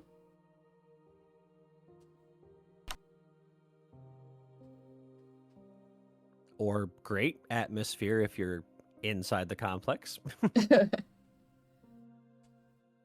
The feng shui in the station is fantastic. I love the atmosphere, darling. You darn right I'm gonna make sure it's nice and decorated on the inside.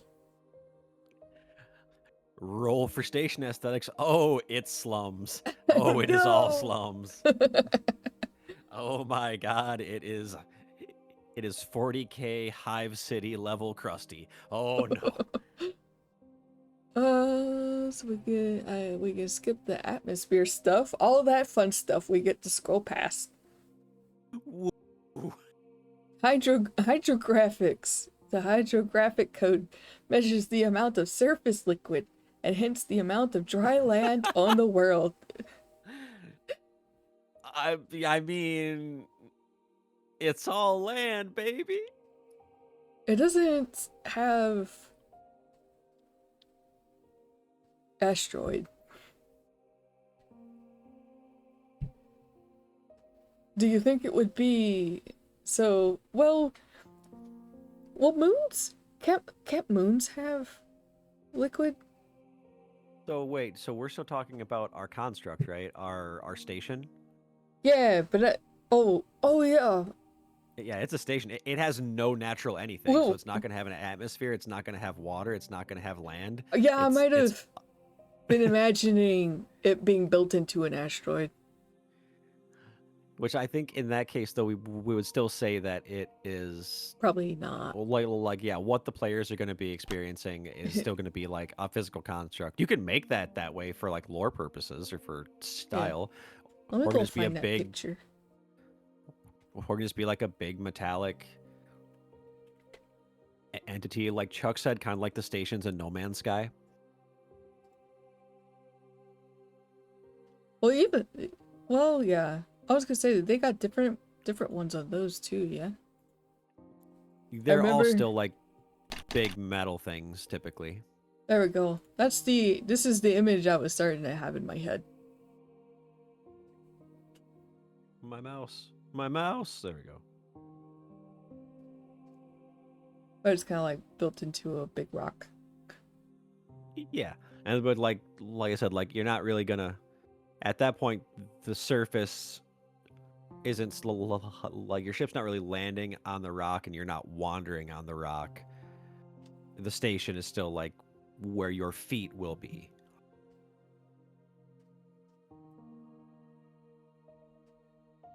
Okay.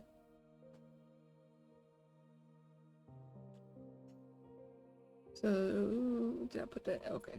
So now population. But there's also anything about world temperature, but I'm pretty sure it's gonna suck. It's just out there in space. So I guess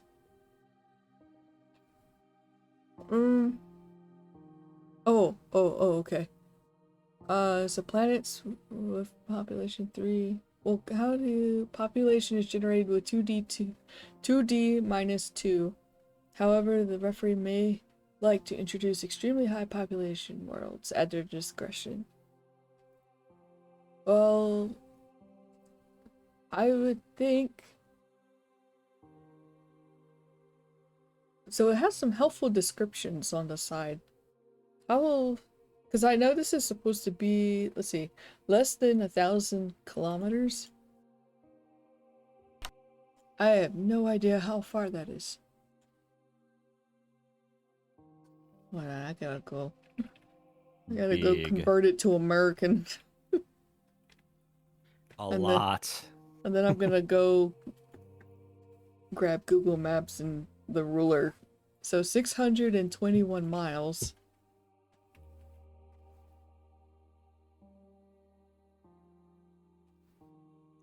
Okay.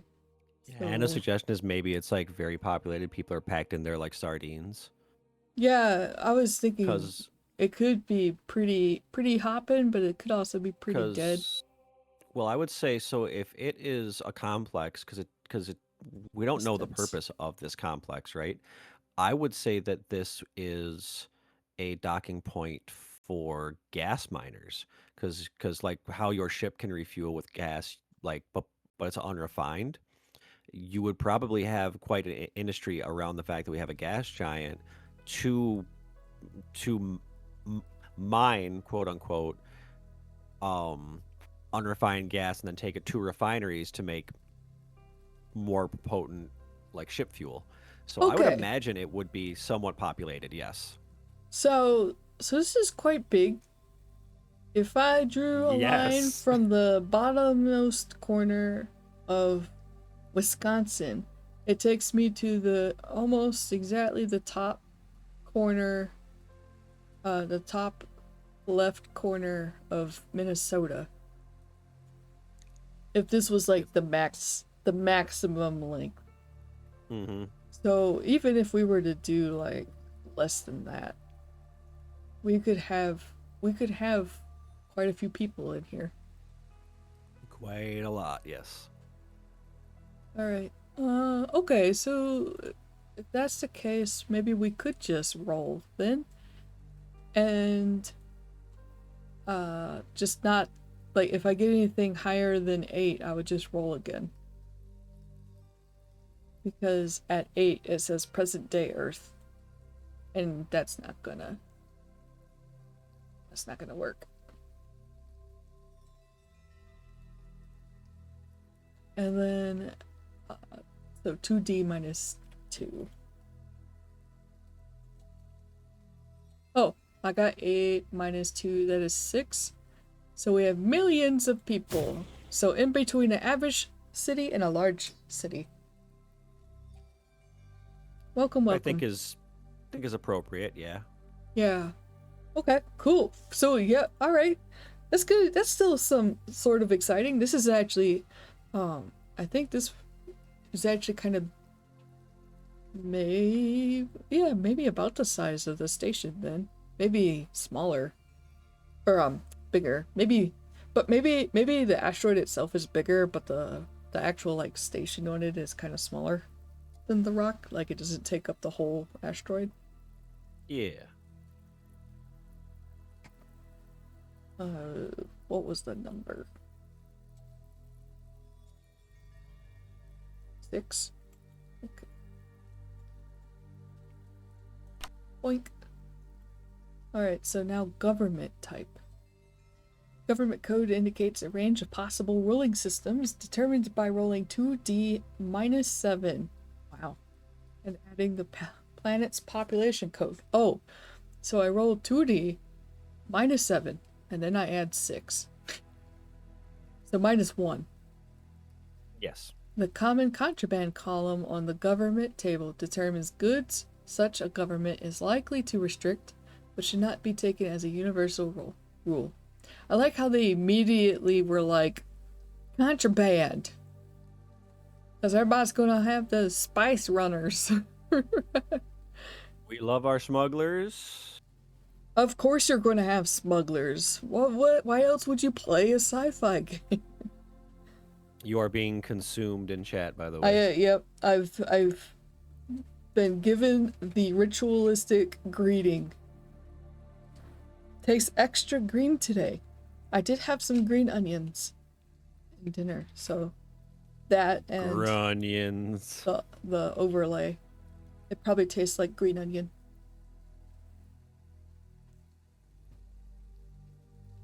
Alright, so I'm gonna roll 2d6 and then minus 1.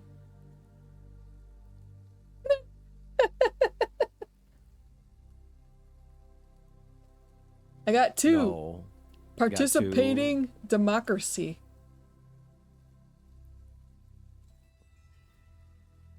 Just like Super Earth.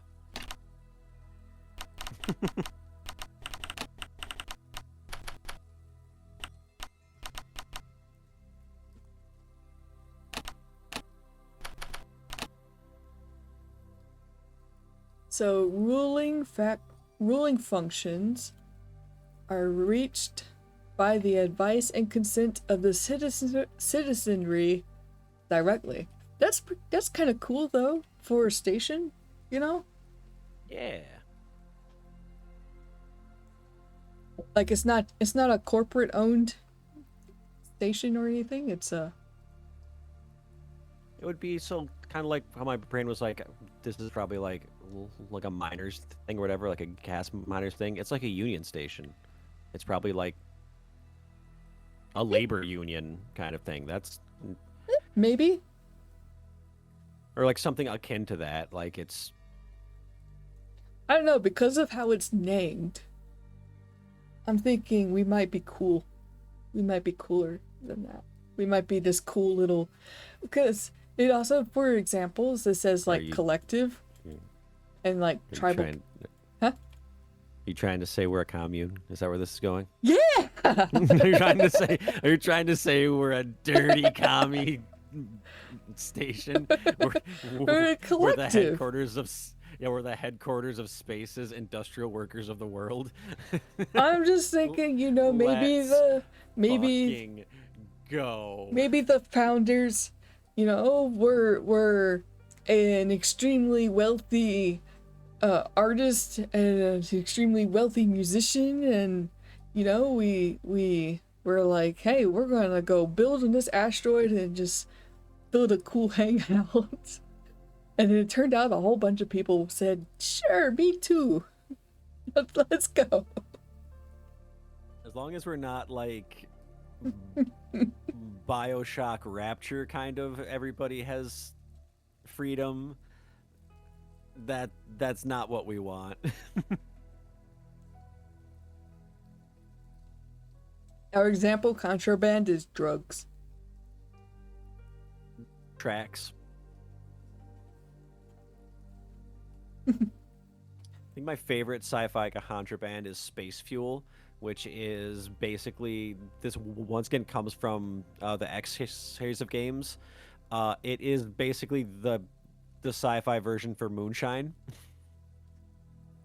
You can be a shine runner in that game. It's great. Wow.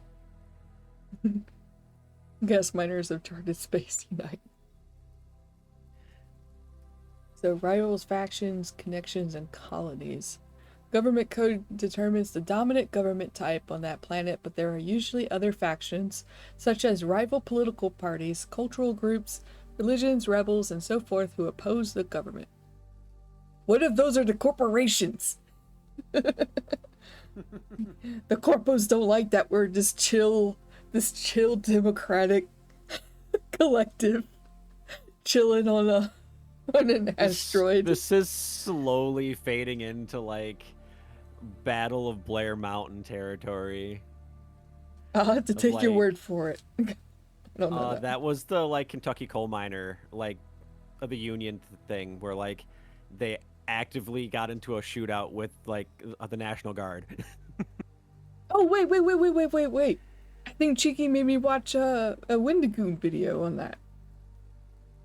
Yep, it's one of those things that like it actually happened, and it sounds crazy that it happened, but it did actually happen. Yeah, no. When you said Blair Mountain, I thought you were referring to like a movie or something. Nope, historical event. Yeah. I hate space sparrows. It's crazy, Chuck.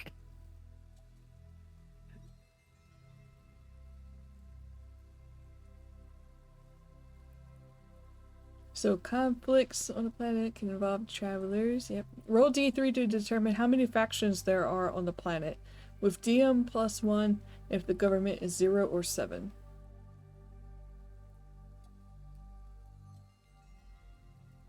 Factions doesn't go into... Okay. The factions don't go into the code. Alright, so 2D... Oh, no. D3. D3 +1.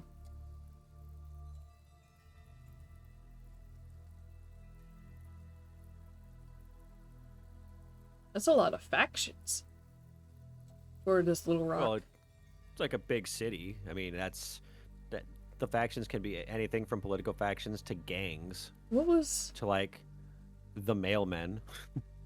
Oh, I see. It's because the 10 through 15 are like the dictatorships and stuff. So yeah, I guess you would be less likely that, or it's just a balancing number modifier or something. All right, so I rolled D3. Actually, wait a moment. D3. Not 3D? What? Because the Oh well, so like technically you do still use a D6 for a D3 roll. It's like 1 to 2 is 1, 3 to 4 is 3. That's right. 5 to 6 is yeah. They I'm sorry. No, that's okay. Yeah, I forgot about that. This is our first. Hold on, because they do it kind of different than how I usually do a 3. Welcome to an ancient system. Well, I mean, I also don't know what I'm doing half the time, so. They explained it somewhere.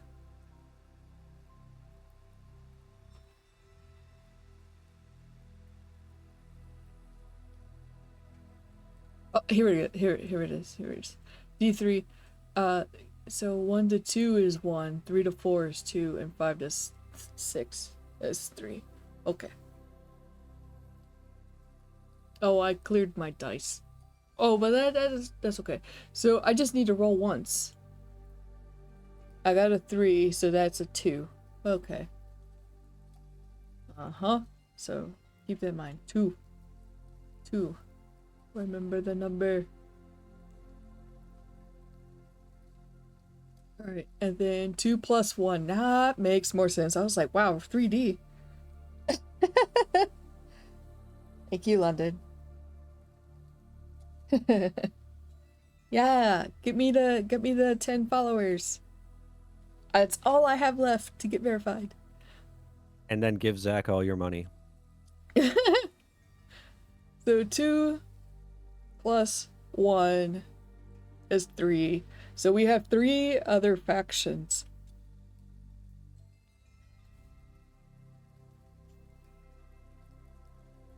In cases where the faction code is the same as the current government code, or similar, then it is a splinter faction within the ruling government. Nah, because we had our government code is 2. Woo! Ophelia followed you on VGen. Oh, thanks. That means I would just need 3. 3 people. Oh, you're okay. You don't have to do anything. No, London is giving you her debts. Oh no. No, you're getting the negative monies. We should give London some monies too. You should The also give Patreon London is all a your money. very low subscription. Hi, London. You should link your Oh, no. Patreon. Oh no. You're allowed to in my stream. So Oh no. So I do only need 2 people now to follow me, but I guess it didn't say this yesterday, so it must have become exactly 30 days yesterday or overnight. But now there's our earnings goal I have to meet. Give Zach all your money.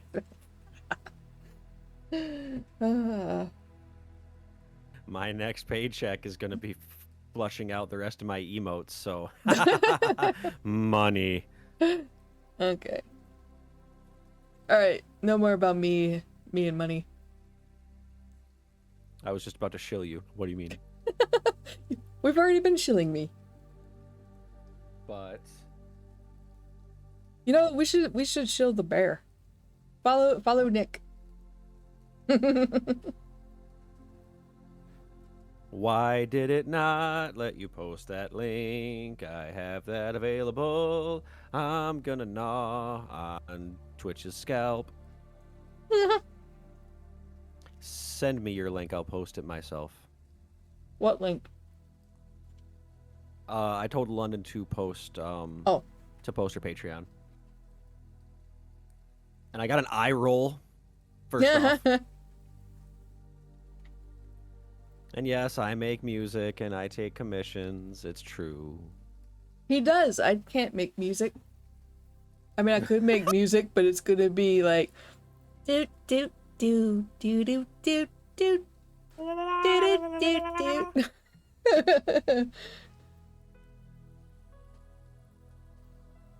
And if you're wondering what's happening on my side of the stream, I'm currently writing music notes right now for what will be the theme of our current little Zabari Primus. Oh, you know what this could be?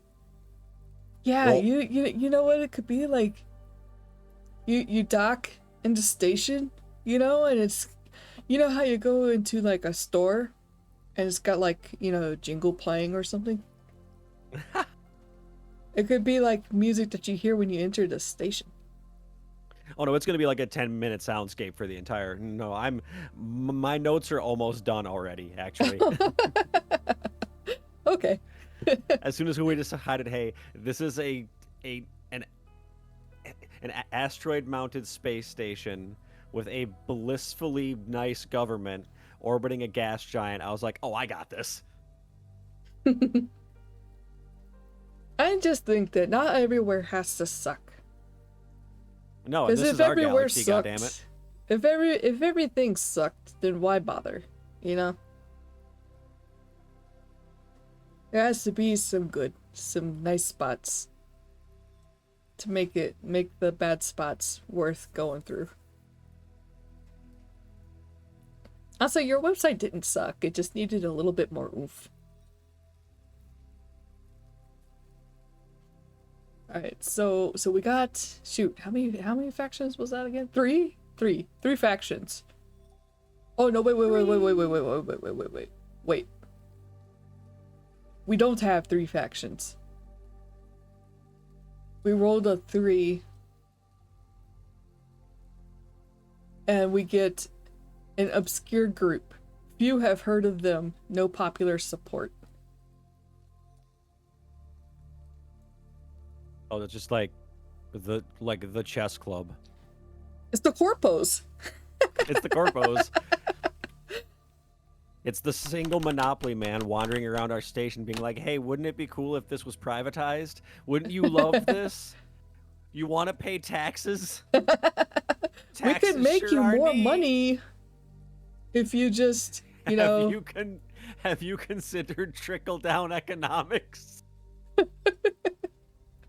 I think you'd love it. Oh, got distracted a little. I'm bolding stuff. Hey kid, you want to buy some non-voting shares?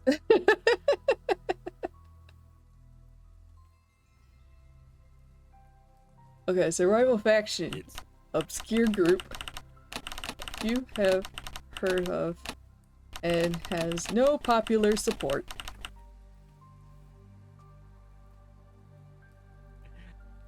It can be as small as just one dude. It can just be Monopoly Man Joe, and everybody throws their fucking space McDonald's at him. Some poor like little team from some big corporation has been assigned here. Huh? The problem is they're not poor. Well, they might be if they don't succeed. What's the word? What would they be? Liaisons? Yeah, they're gonna get fired. Their jobs are on the line. Oh no, they're just called the interns TM. They don't get paid at all. Okay. That's fun. I'm starting to get really attached to this place.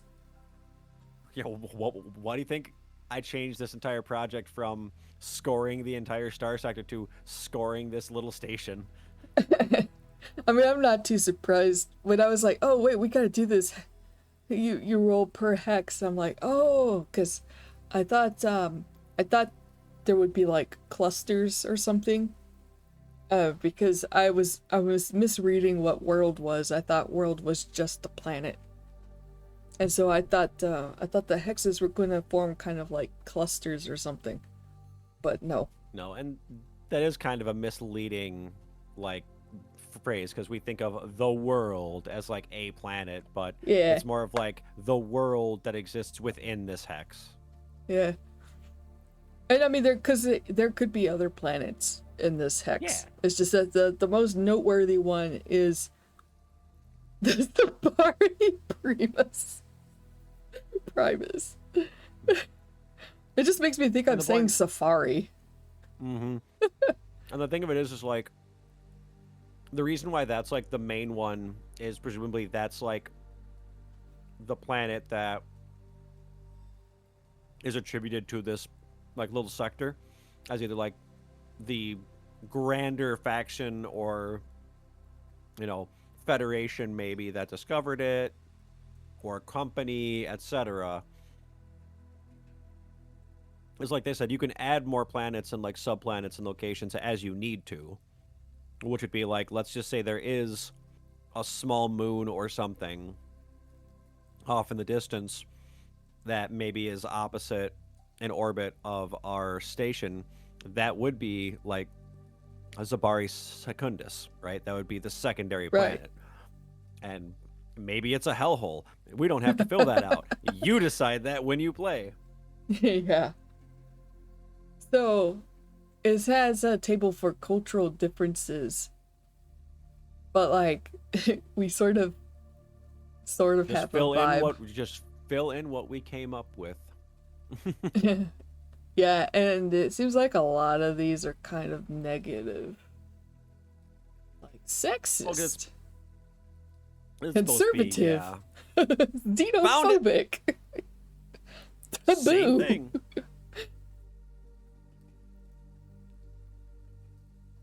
Taboo. A particular topic is forbidden. Socialism.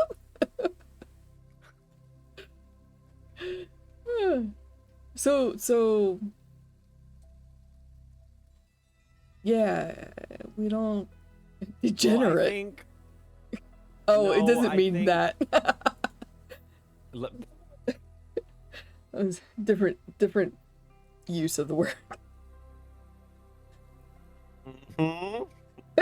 Space station of degenerates. Depending on who you're talking to, it most definitely is. According Yeah, to the this fucking- interns, that's what we are. This industrial space station on a asteroid that's just an art commune.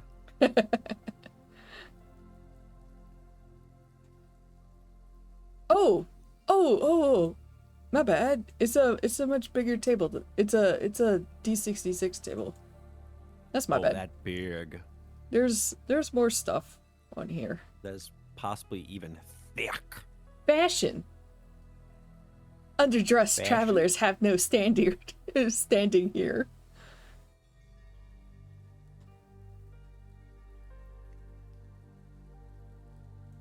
Okay, so yeah, we'll just go ahead, go to law level.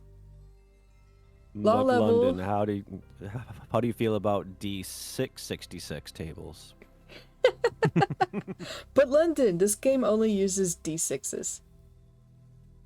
So it's gotta be a D66 table.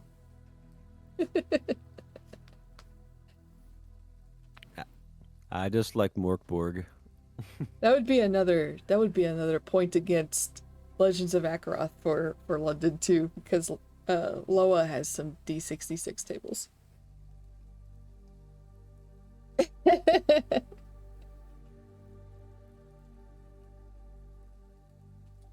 London's takes are funny.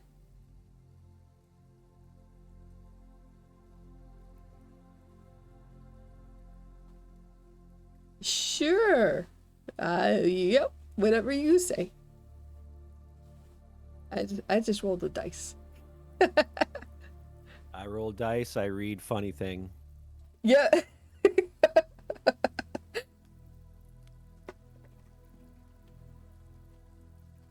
So law level is determined by rolling 2d minus 7 and then adding government code. So in our case, it would be 2d minus 5. Yes. So 8 minus 5 is 3.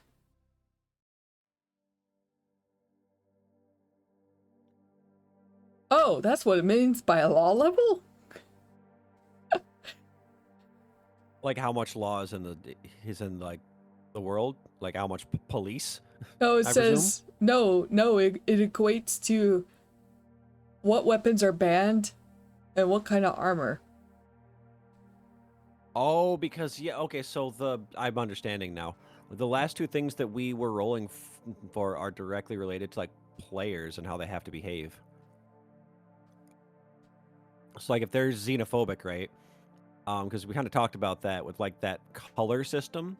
If Well- it's like a xenophobic Oh, like world, if one of the members of your party is like, I don't know, a Gorthan, I'm just making up an alien name, they're gonna be looked at funny. oh, are you talking about the Right. cultural differences?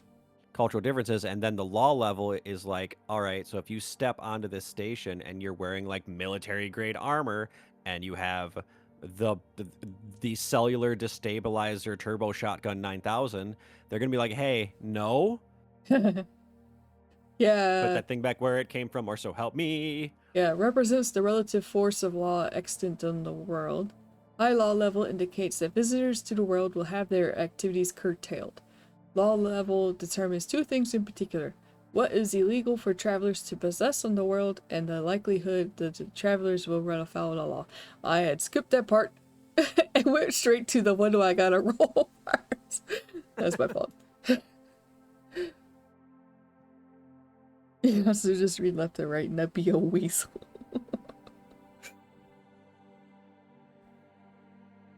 London's so funny.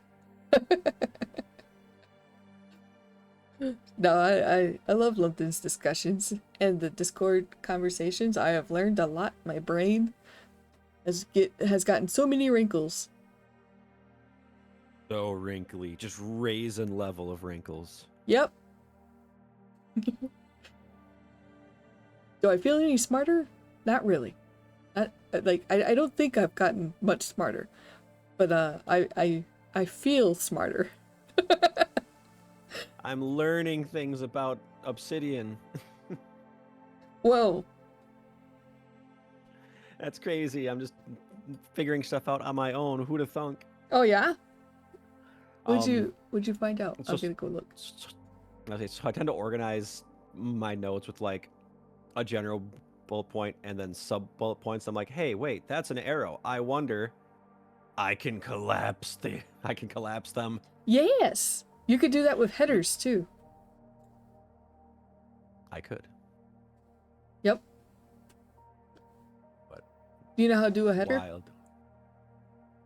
No, but I'm not too worried about that right now because Oh. I have like little title up here. That's kind of like Okay. it's like I guess the thing that I'm collapsing would be the header. It's just a header with notes. Yeah, I mean it's just a pound sign. The pound symbol. Fancy. Yep. And then you can have up to 6 levels. 6 headings. Oh, I didn't actually put the number down. So we got 3. So military weapons are banned.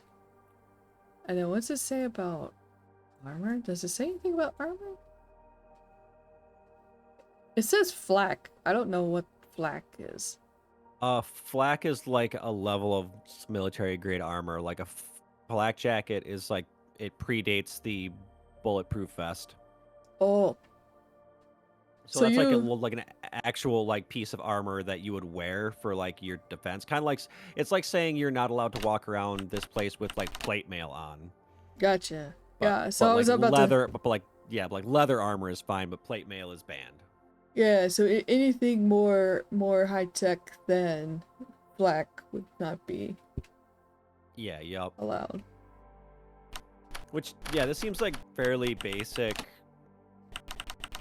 loose station rules of like, hey, don't walk off of your ship dressed like a soldier, but you can keep your pistol or your knife on you.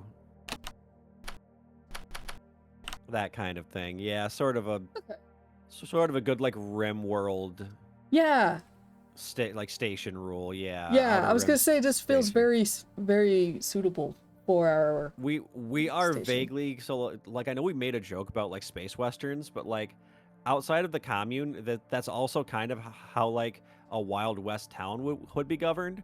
Is like mostly by the people, right? Yeah, yeah. So that's kind of what we have here too. Is like we basically have like a frontier town in a way. Agreed. Which Well, I just realized which I dig. I'm sorry. I just realized that I'm seeing blue sky. I noticed that it was like kind of sunnier earlier, but it didn't strike me as it felt odd, and I couldn't quite figure out why, and it just hit me. It's because we were supposed to be getting storms all evening. Yeah, that's Storm's what canceled, I I'm guess. getting right now instead. Oh no! I know Indiana is gonna get hit with some yeah. stuff, so I was like, "Oh, Maho gonna go get some rain." We dodged it. Awesome. I was gonna be so upset if we lost power during this collab. I can tell because I have like a very minuscule percent of drop frames right now, and that's just because of the clouds. Hmm.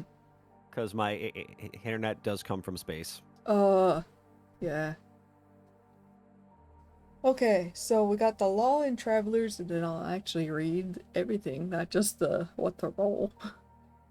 So a planet's law level can be used to determine the traveler's interactions with the law. In each of the following situations, roll 2d, add the listed modifiers, and if the total is equal to or lower than the planet's law level, the travelers are investigated or challenged by agents of planetary law enforcement. Oh, okay. So this is if the players actually show up. Yeah, yep. Okay, so now we can skip that part then. We're not actually playing right now. Like, we're playing, but we're not playing. We're two halves of a whole referee trying to figure out how to build this world. And then it even goes on to like give you a table for crime, and then like a sentence for the crime. Which is, yeah, like I said, this game is very in depth as like a role playing game. Which like for me, I kind of like my games one of two ways. I like them to where it's like very narrative with like a loose rule system, or if there is a lot of tables and like rigidity to it, there better be a lot of tables and rigidity to it. Like, I want a sentencing table, and I want a crime table, and I want an interaction table, and I want it to just strictly be narrative. Yeah, I think that, yeah, what Hime was saying was about this game feeling kind of solo friendly already because of how many tables there are. Like, yeah, you could just use an oracle like Mythic or something to handle, like, okay, yeah, so you stepped off your ship and now you're being accused of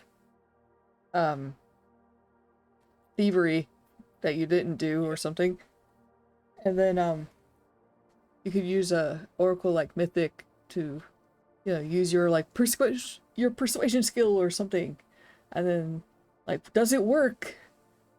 And then you can roll in the oracle, and the oracle will be like, no, not really. It did not really work.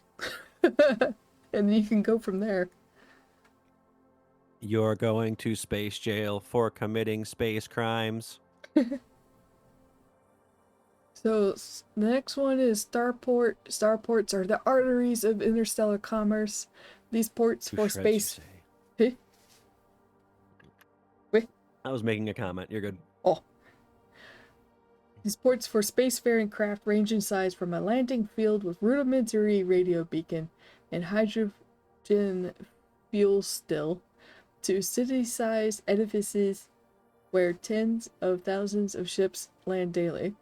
Many planets have only a down port, a landing zone on the ground accessible only by entering the atmosphere. Ships that cannot land at a down port are serviced by a fleet of shuttles and other smaller vessels. How nice. How pampered. Have a good stream, London. Yeah, have a good stream. This is one of those things where, like, with what we've fleshed out so far, maybe we don't roll this and we just kind of pick what seems thematic. Yes, because I feel like this station wouldn't just have like a grass parking lot. No. With like a gas can. It's gonna have like docking maybe not stations. Quite the yeah. It's gonna have like a relatively, maybe not the biggest port, like I said, like that city-sized thing with billions of ships, but maybe like the next size down. Yeah. Oh, it does say, so you got the modifiers based on the population. The population was 8, I think. No, it was 6. So, I guess. Oh, they don't. 1, 4, 6. Oh, so we just roll 2d then. We don't have a modifier. Okay. Okay, yeah. Yeah, let's see what we got. Oh, we got 8. We've been really loving 8.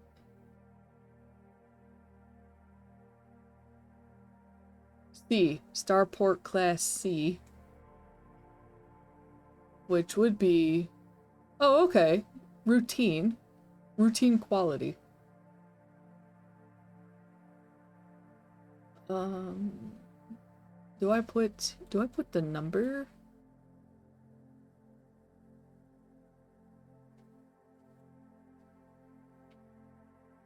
Hold on 1 second. Let me scroll back up to the code.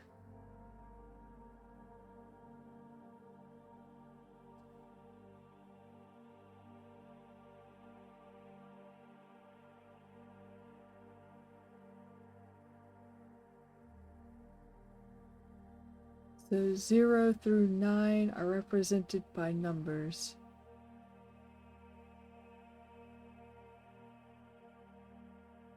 Oh. So these are our letters.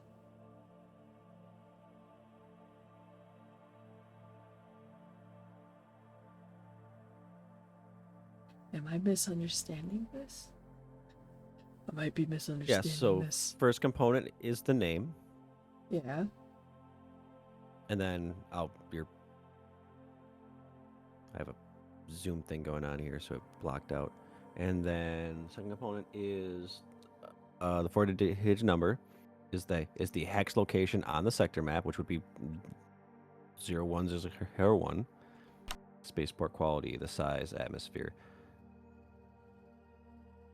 This appears to be like the shorthand code for everything. Yeah, I thought, yeah, because it said digits 0 through 9 are numbers, so I thought this part was gonna be all numbers, but these are letters. What does it say? And then Anna said you got a Class C starport, so it's just a C. Which, yeah, like, that part makes sense. So is that, so, and then it says it has size of the letter here, so maybe I gotta... Oh, but this is not a letter. Oh, 10 is A. Oh, I see. Okay. Yeah, so that particular okay. example... Oh, so that right. particular example uses a letter, but then all the other ones would be numbers. Wait. Hold up. I got it. Okay, I understand now. Okay.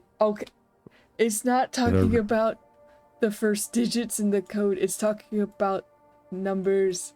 So you go 0 through 9, and then if you have a 10 or more for a code, that's when it becomes letters. It's not actually talking about the wrinkles. The wrinkles are wrinkling.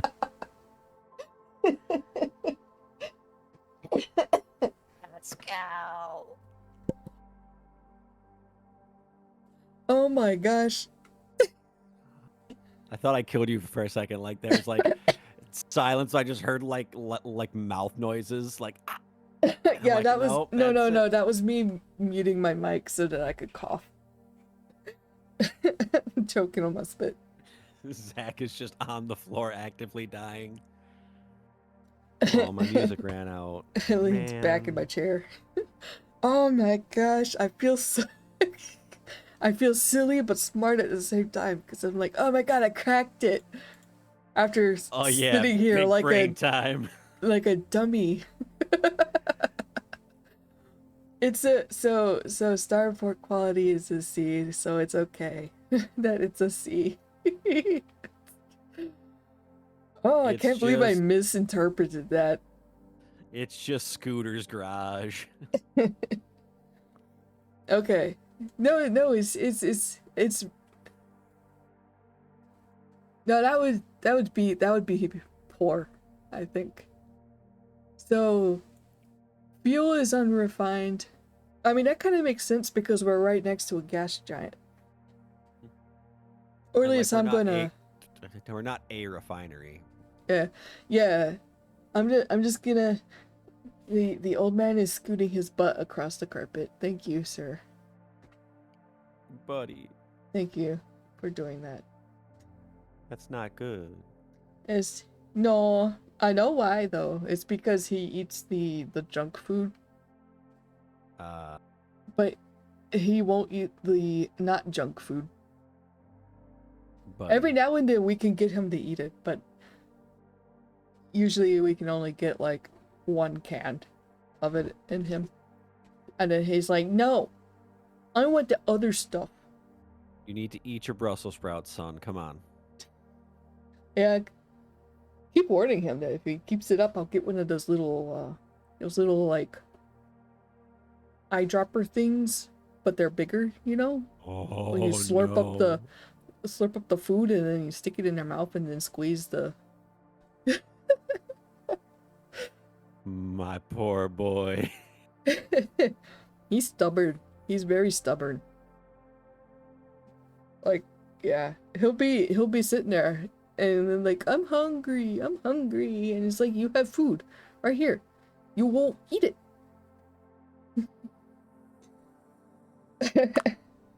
Yeah, yeah, there's some people having good times all around tonight. Right. So we got like a shipyard for small craft. Then we got repair, high port 10 plus, whatever that means.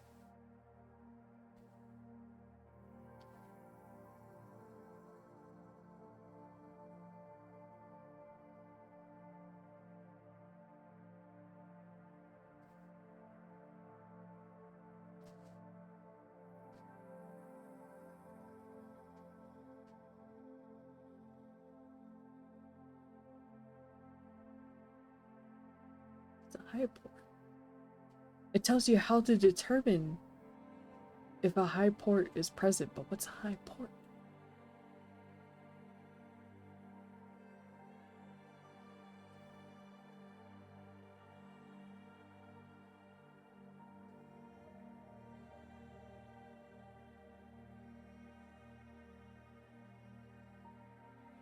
Hmm. Okay, it's something you'd have to look at like the vernacular for. There's a high port and a down port. A high port is on the Oh, surface, or a down port's on the surface. A high port orbits the like the planet. oh, So remember we were talking about like I thought right. starports were like physically on the planet. They can be either or. Oh, okay, So okay, okay. in this instance, I guess we could have like a smaller surface station orbiting or like floating nearby, or it can just be the station itself, whatever's cool. Yeah. Yeah, because I'm just thinking about one of those things where you just drive, you just drive in, you know, and then you drive out again. You don't even have to reverse, you just go like straight through. Yeah. Yeah. I don't know. Yeah, I don't know what you would call that. Ooh, I excuse mean, it me. would be so like the term that's used a lot for like this type of spaceport in a lot of games because it's like a small craft spaceport is a wharf. Which yeah, usually you like fly your ship in, it gets serviced or whatever, and then it just goes out the other end, kind of Yeah, like a yeah. giant car wash. Yeah.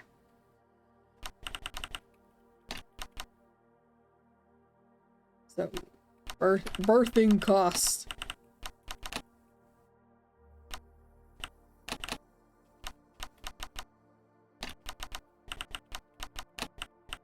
Fuel is unrefined, and I'll just say it's like direct from the gas giant.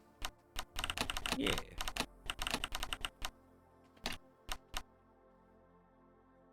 And then for facilities, it has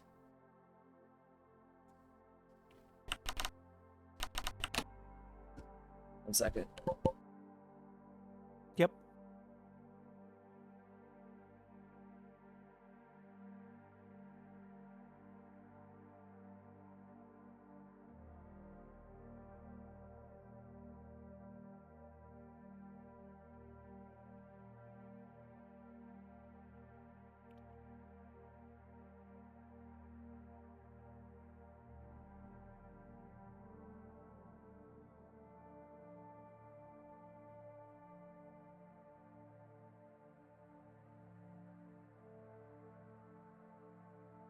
Okay, sorry about that. Cat shenanigans.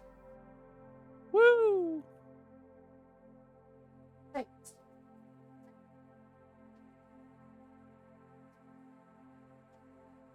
I simply will not.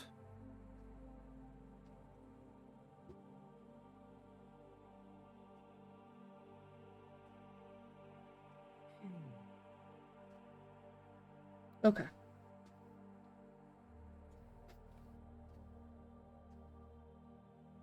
Well, if he keeps it up, we're gonna bring out the flower. What? You know those like those cones for pets? Oh no. Yeah. Yeah. We have one that's like a flower pillow. Well, Pixel, I have excellent news for you. I actually currently have a community goal running right now that you can donate your channel points to if you're on my side. If it gets funded, the community gets to name the bear, which will be done in my Discord. And that name will not only reflect in lore the bear's name, but also in some of my bots and stuff on both Twitch and in my Discord server.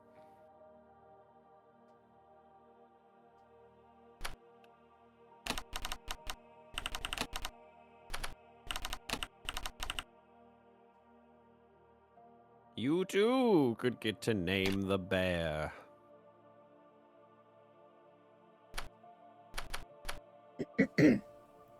Okay, I noted down the facilities, and then like for the whole dock thing, I just said wharf style shipping docking.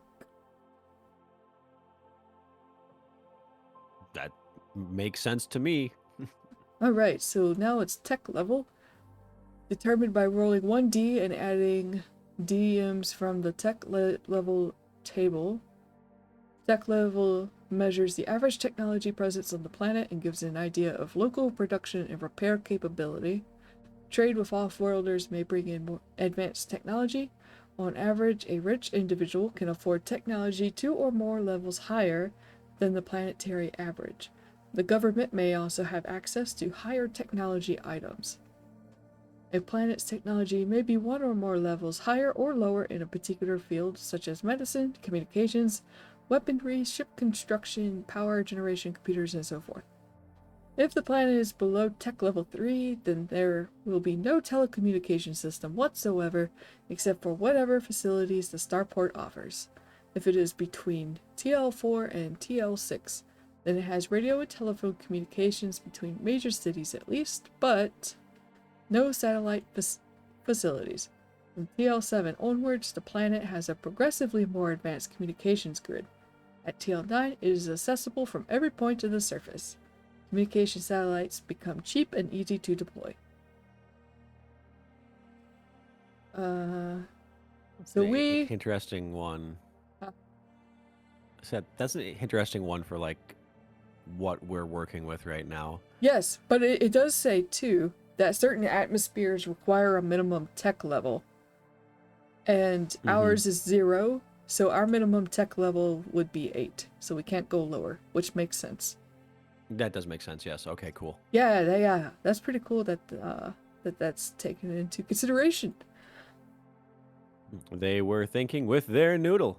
Wow, fancy that. After everything we've seen so far, we're like, wow, that's smart. Okay, so Gosh and golly jeepers. 1D, and then... Oh, I see. Okay, so I roll my dice. I got a 5. Our starport is C. So that is +2. So that is... I did 7. I did a terrible thing. What'd you do? Without looking it up, guess what year Traveller was first published? 1982. 1977. Wow, so this is a game from the 70s. 1977. Wow. How old is D&D? Not far off. That's cool.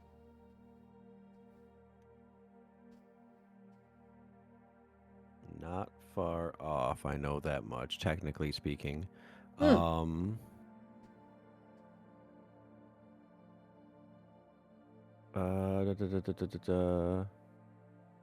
When did it first come about? Original D&D, the first actual TSR game was 1974 with basic and advanced coming out in 1977.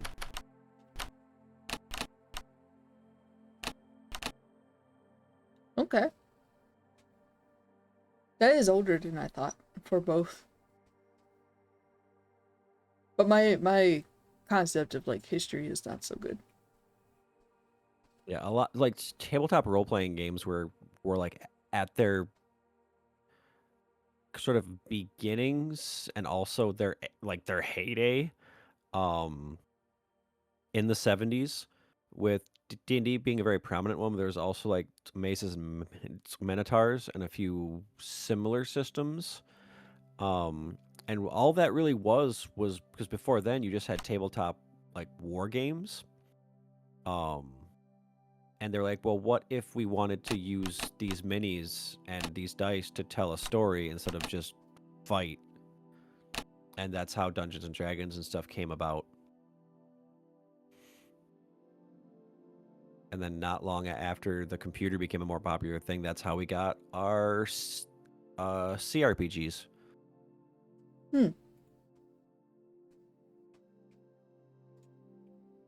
Alright, where's my calculator? Turns out we're gonna be kind of high tech. Sick. I love it. Our score is 11. It's a good thing I have a lot of references to beeps, boops, and digital futuristic noises for this soundtrack thing. So 11 means that this code would be B. Oh my goodness, I didn't even notice that. Thank you for the follow, Pixel. Alright. So now... You know you want to name the bear. Yeah. Oh, actually, you know what? Let's go put my points in.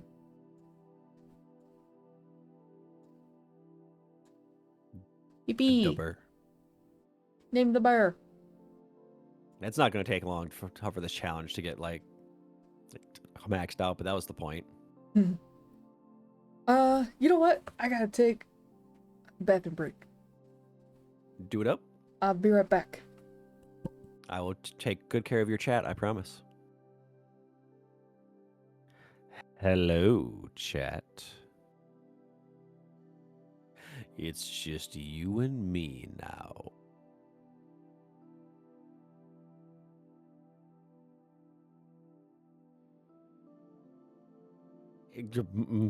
Bearable. That's quite. Nerf. This is probably the most caffeinated you've all seen me. I apologize in advance. But for those of you not on my side of stream, which is completely valid because my end is a little bit more boring. It's just notes.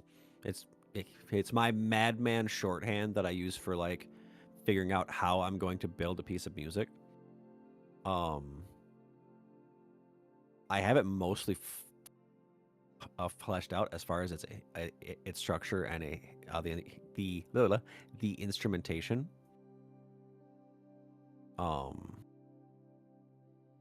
As for how I'm going to go about making some of these particular like sound design things, don't know yet.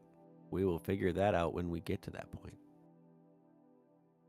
But I'm glad we have been an aid to you during your yearly evaluation, which they chose the arse end of June for, which is wild. Unless it's like yearly evaluation based on when you started, I guess that would make sense. But If like everybody got a yearly evaluation in June, I'd be like, what? Why?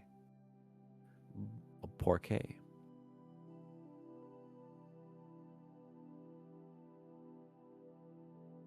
June to June is wild.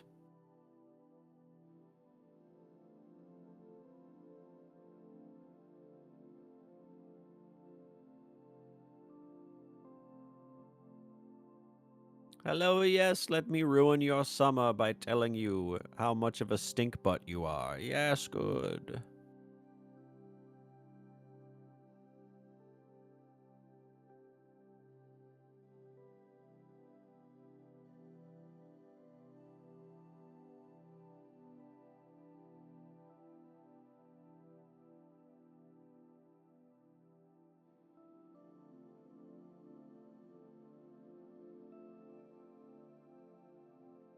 I mean, that's basically like, if your peer review is anything more than that, that's strictly being performative.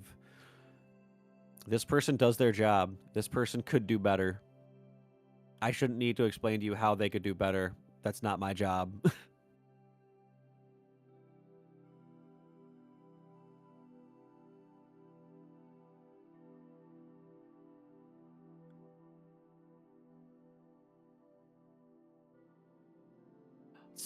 Stephen, accounting sucks.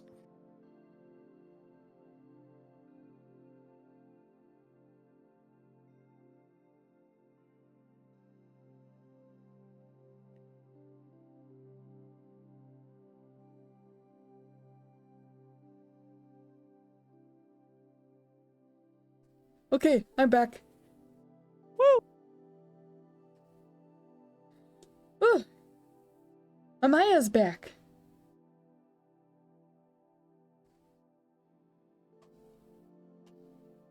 Haha. I don't know if you got fish already. I'll give you a fish.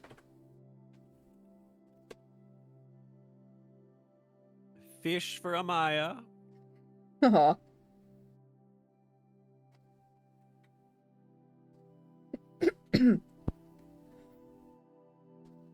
Oh, that sucks.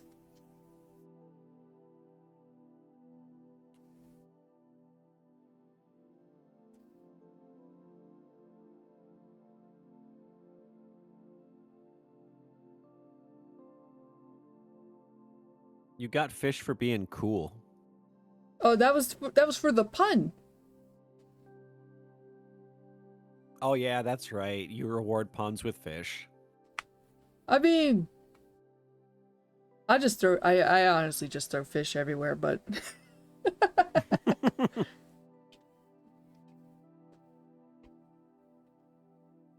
okay. Yes. What are we doing? Bases? We're doing bases now. In addition to, wait, what time is it? It's 8:20? Okay. Yeah, you let me know. You know, we hit 9 o'clock. That's bye-bye time for you, yeah? I mean, I don't work tomorrow, so Alright, I well, don't care. okay. Well, about 9 o'clock would be when we can start kind of like Yeah, maybe that's valid, yep. wrapping up and stuff. Because I'm sure we'll... Oh yeah, I'm sorry. You're talking about like 9 o'clock your time. I just looked Yeah, at the yeah. clock and went, "What do you mean?" yeah. No, Yeah, because... it is probably like wind down time actually. Yeah, because you know, we're both going to wind up doing like the Midwest goodbye. Yeah. Where we don't leave for like half an hour. Nope. Literally. Okay, so bases. In addition to the basic facilities at a starport, there may be one or more special bases at the starport or nearby in the system. These are common types of bases, but others are also possible, such as prison facilities, naval shipyards, alien embassies, or consulates, and other secret operations. Some are specific to the charted space universe, but their equivalents could be found almost anywhere. Ah. Prison facility just makes me think of the episode in Outlaw Star. There's a prison break episode. It's pretty neat. See, I always think of like the dreaded horror that is like a prison ship. Just like this big, horrifying, industrial, like capital ship sized barge that is the prison. We don't have to worry about ethics when we can warp jump our prison somewhere else. I just like how you're like terrible stuff, and I'm recalling this jailbreak episode from Alistar. I don't remember how bad that prison was, but I think it's a pretty hard prison to break out of, and that was the whole point. Yeah. Let's see. So our did we somewhere we had a modifier for bases. Oh, so you roll 2d for each base type listed for more details. Say that. Okay. Oh, okay. So for military, we have 10 plus, scout 9 plus.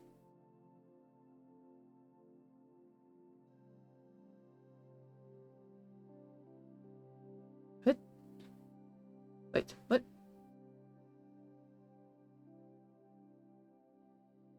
Oh, What? Page C bases on page 259. Yeah? Yeah?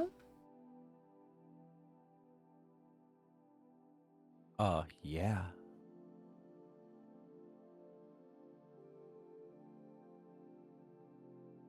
Wait, so do we just roll... We roll 2d for each base type listed.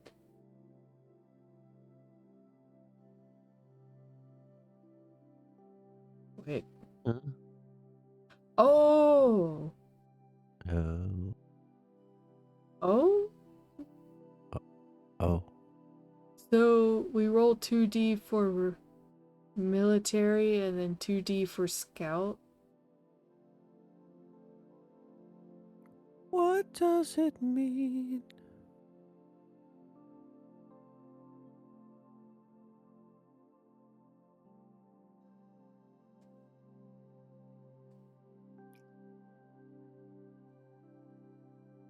Well, how do you determine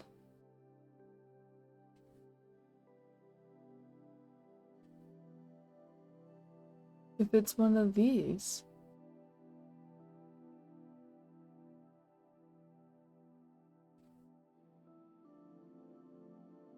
Without looking at anything, I would venture to guess if your places of a certain size, it would be a military base. If it's smaller, it would be a scout base, right? Like a smaller. No, So, I missed the word corsair. But it doesn't have oh yeah, it does. Naval is right here. Just kidding. Okay, I'm just blind. I'm just blind. So we only have the options of having military or scout nearby. Well, and military and scout. And now we would just be rolling to see how many we have of each. Oh, okay. So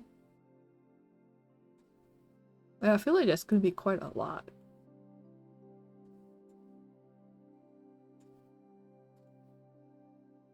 Yeah, so we got like 10 military bases. And then 4 scout bases. That's a lot of like military. Nearby though. That's like floating entities somewhere in Yeah. the grand scheme of things, right? Yeah. That still seems like a lot though, because like imagine having 10 military bases in like our solar system. No, we also don't know how big they are. Like a base in comparison to like an entire station like this. Like that's kind of. Oh, wait, hold on. It says military base. These are planetary facilities for support, maintenance, repair, and refit of ground vehicles and troops. Oh, so that just straight up doesn't apply. Well, it does if we have other planets in the system. Do we, Do we? Captain? I'm the Captain. captain. You're. If I'm the captain, you are also a captain. So we got two captains. Did I? Did I? What do you think? Do you think? I feel like it would be a wild thing to just make this system be a big gas giant, a star, and a space station. It's like there should definitely be more planets in this system. So then what we could do, we could go back and do the rolling thing.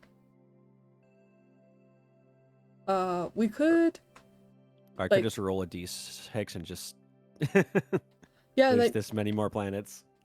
maybe we could roll a d6 and then like -1 or something. Because I feel like 6 might be a bit much, maybe. Because we 4. already 4? Well, 5 minus 1 is 4.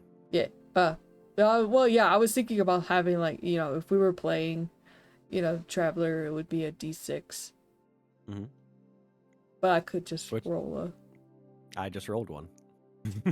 Yeah? What do we get? It landed on 5. Yeah, so 5 Oh my minus, God. minus 1 is 4. Oh, that's what you were talking about. Yeah. Okay, I was like, I'm gonna just do this. You can keep your fancy dice roller over there. hold on. I need I've got the rizzle dizzle.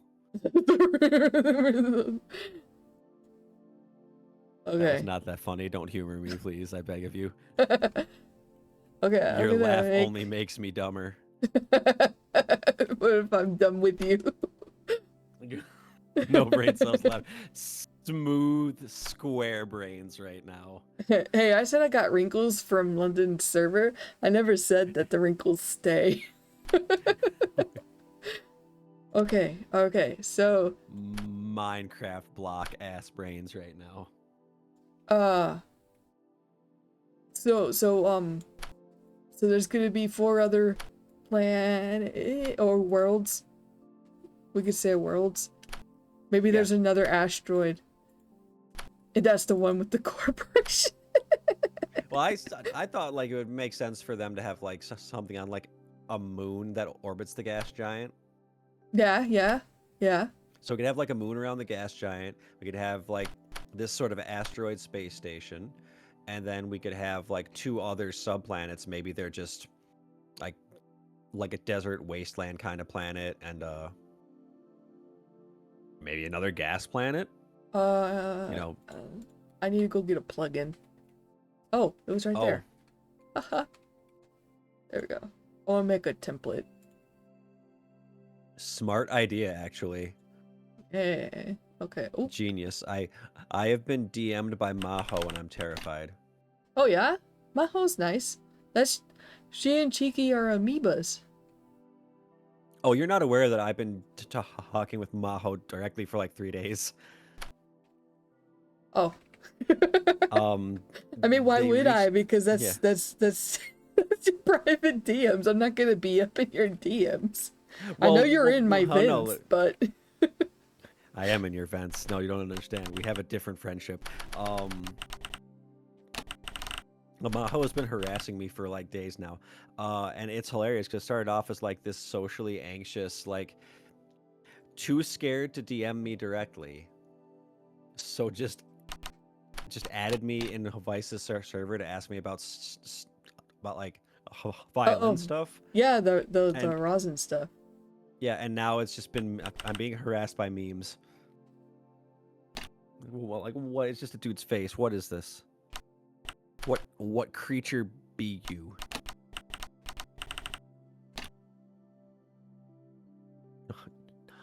Maho, why?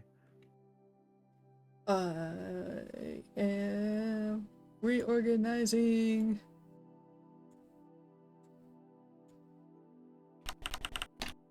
Worlds. We're not gonna have time to fill out a bunch more of these.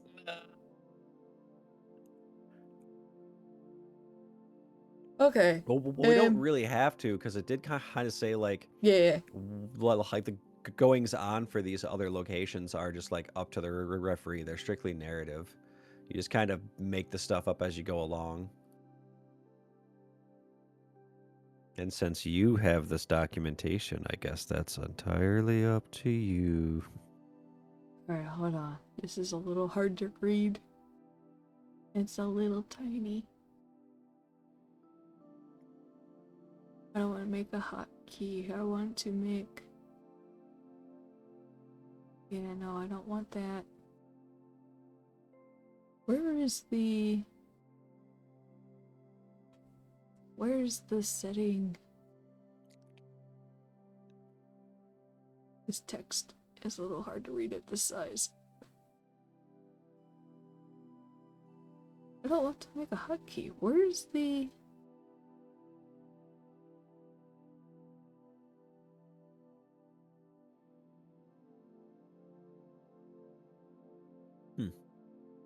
Where's the thing? The thing? The thing! The thing! I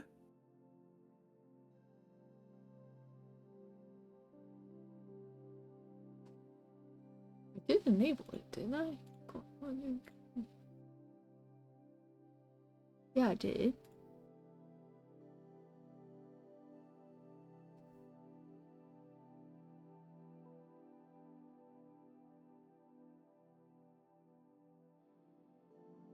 Hold on, I gotta open another... I need to open another vault. This doesn't look quite right, but I can't tell because the text is a bit small for my peepers.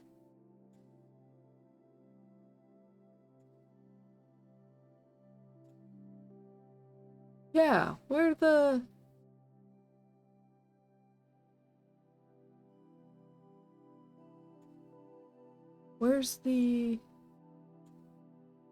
whole settings block?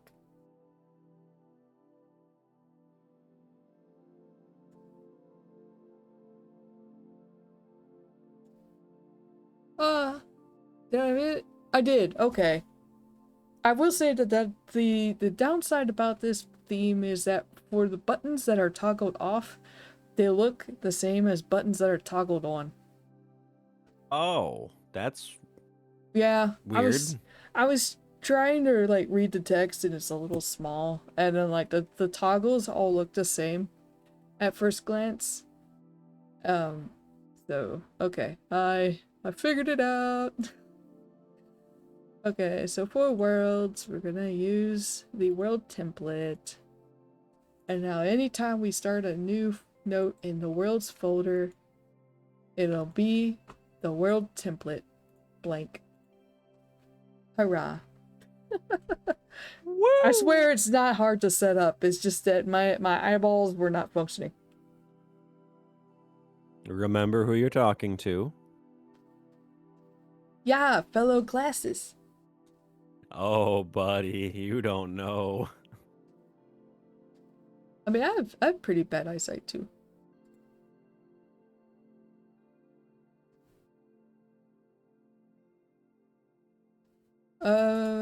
Yeah, so well, I can actually just delete that because like you said, we could always do that later.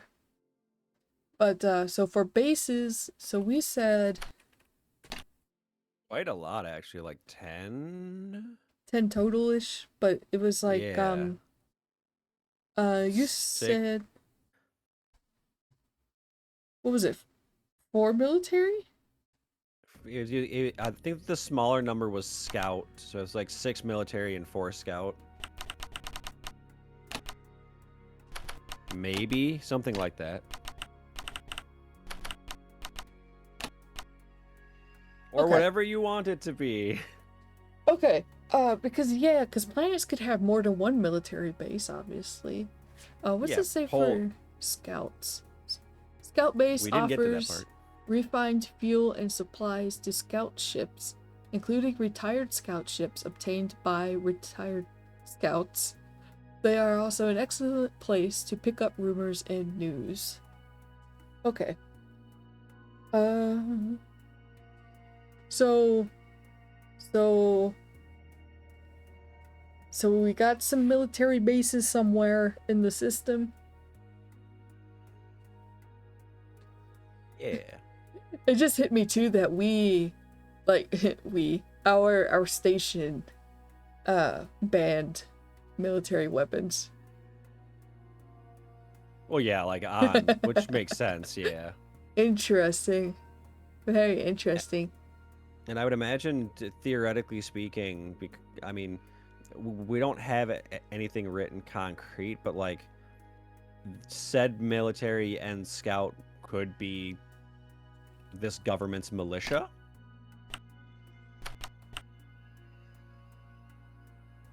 Like, it doesn't have to be like a military from another True. government. Presumably we would not want that, since we are the primary, like this is the primary Right. Point of interest. Mhm.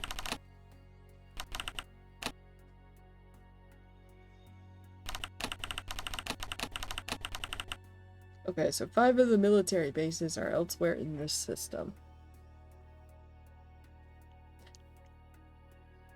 Oh, you know what? It was 4. You rolled 4 for a number of worlds, other worlds in this system.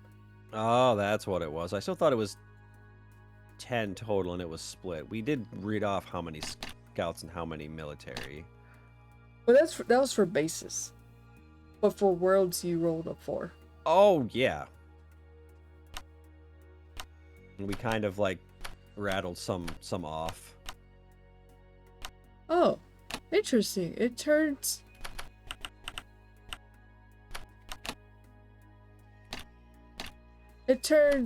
this theme, like when you go to put brackets, single brackets, it has changed the character for the bracket into arrows. Oh. Huh. That's interesting. I've never That is seen a theme do that. Okay, so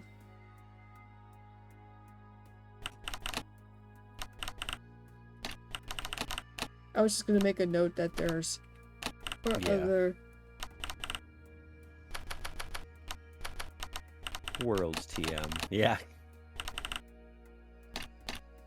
There we go.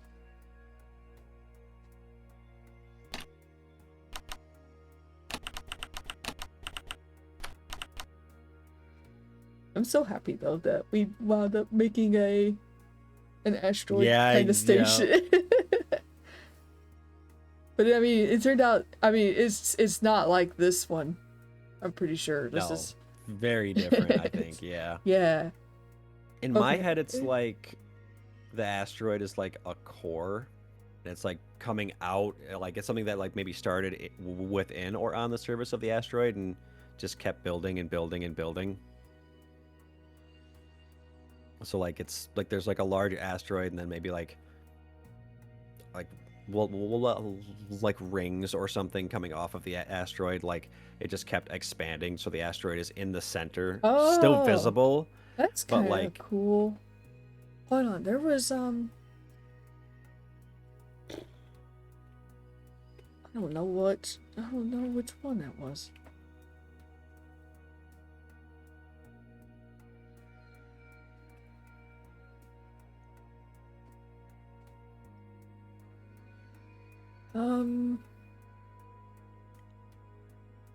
Oh, these are not the ones I was thinking of.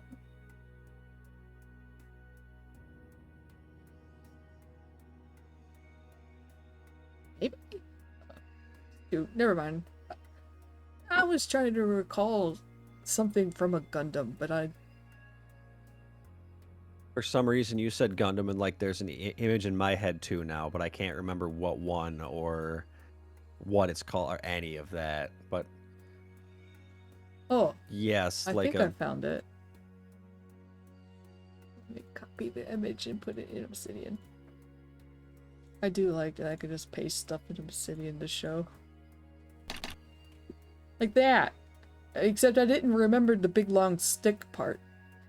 No, I don't remember that either, but this one's from Gundam Wing. Yeah, like kind of how like there's this big station ring, and then there's like the parts going, yeah, like that. Yeah, and then maybe because like the cinder is usually where like the gravity stuff goes, yeah? So maybe they bore into the asteroid and house the gravity stuff there.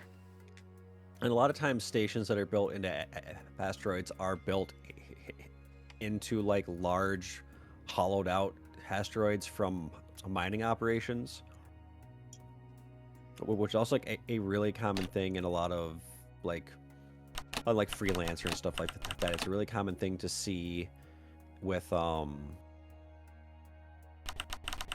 of outlaw sectors, pirate sectors.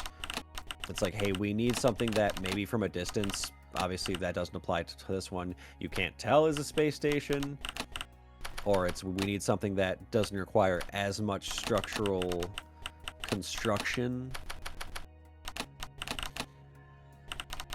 So yeah, they took this asteroid and they set up all of the like industrial stuff inside of it and then built on and around it. Would make sense. Yeah, so a space station initially built into a large asteroid but has built outward as it expanded. It now encircles the asteroid. Yeah.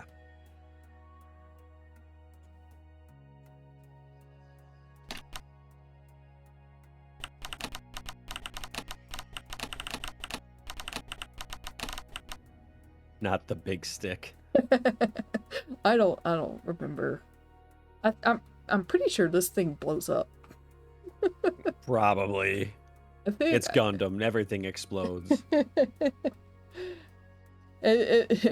Two things about Gundam: child soldiers, and stuff blowing up, and big robots. Welcome to Gundam. Do not get attached to any architecture. Or your feelings of innocence and naivety. Yep. Okay, so we got bases. Wait. Do bases get a code?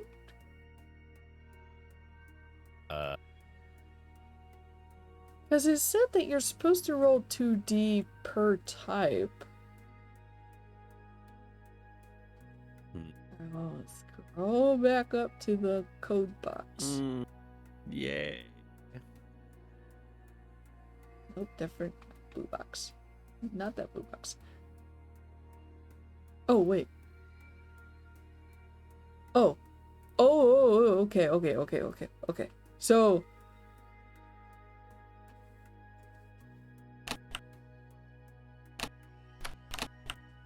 we would put an M and an S. Oh, yeah, yep.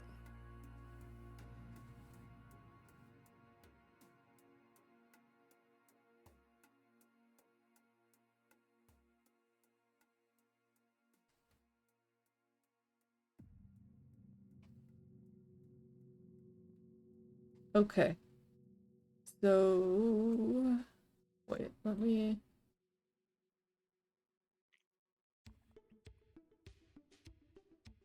So would you, because some of these have, for the starport facilities, some of these have one option for bases, and then there's one that's got three, or two that have three. But this planet code was supposed to be 16 digits.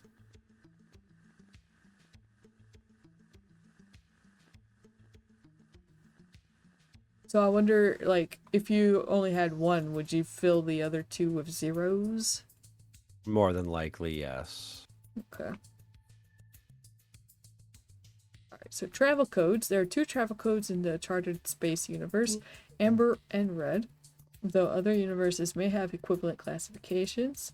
Yeah, so the Amber world has been deemed dangerous, and travelers need to be on their guard. Amber are often undergoing upheaval or revolution, or are naturally hazardous. Red worlds are interdicted, and travel to them is forbidden.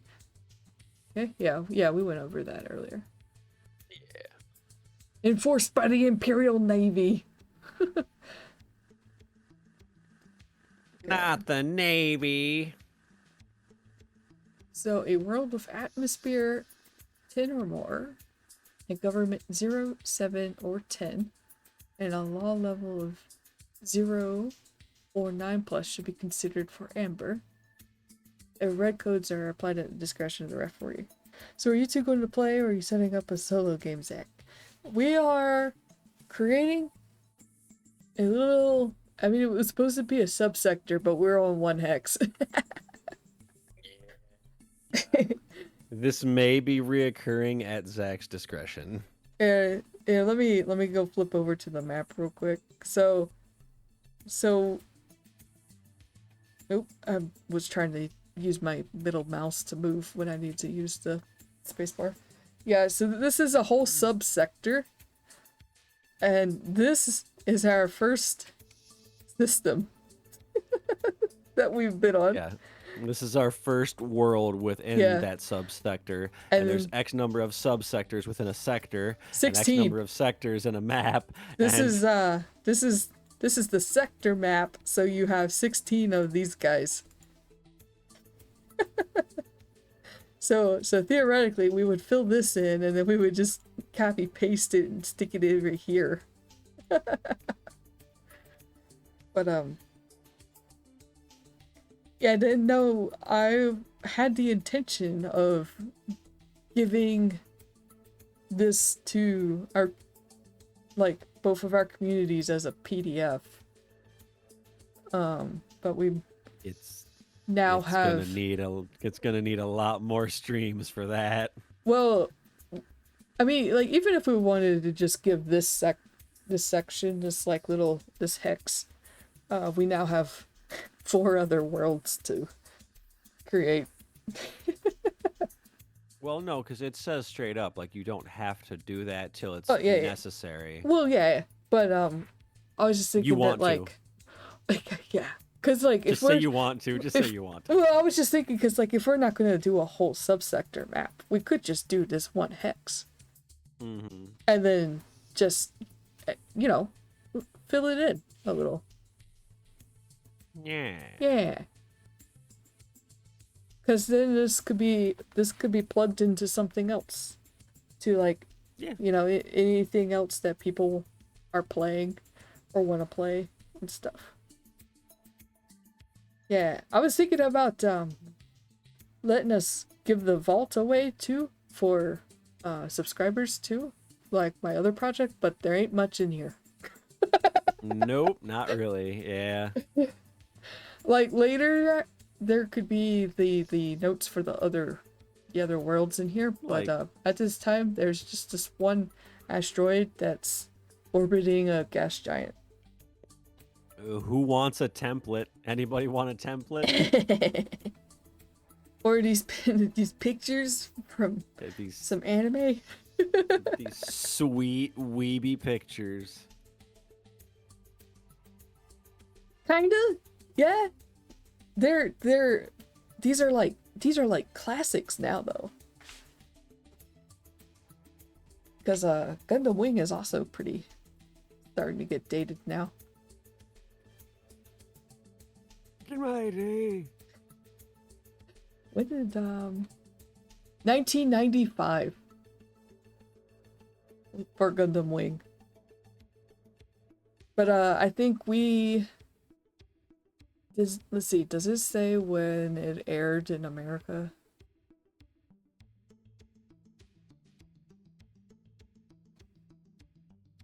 Torbeck's not a fan of that statement.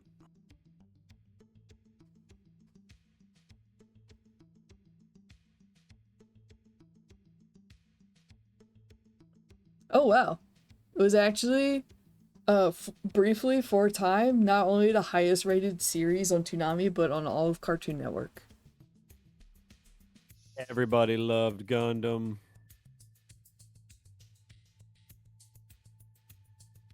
But remember, you dig giant robots, I dig giant robots. I own this one too on DVD. Which, by the way, like, I never got to see the entire thing. And watching the entire thing as an adult, I was like, oh, there are some odd things in here. Uh-huh. Like, there was this one scene in an episode where luck was, like, made tangible? Like, the luck? That was weird. I had some crushes though. I mean, I think a lot of people who watched it did. Little anime crushes. What was I looking it up for? I don't know. Hey.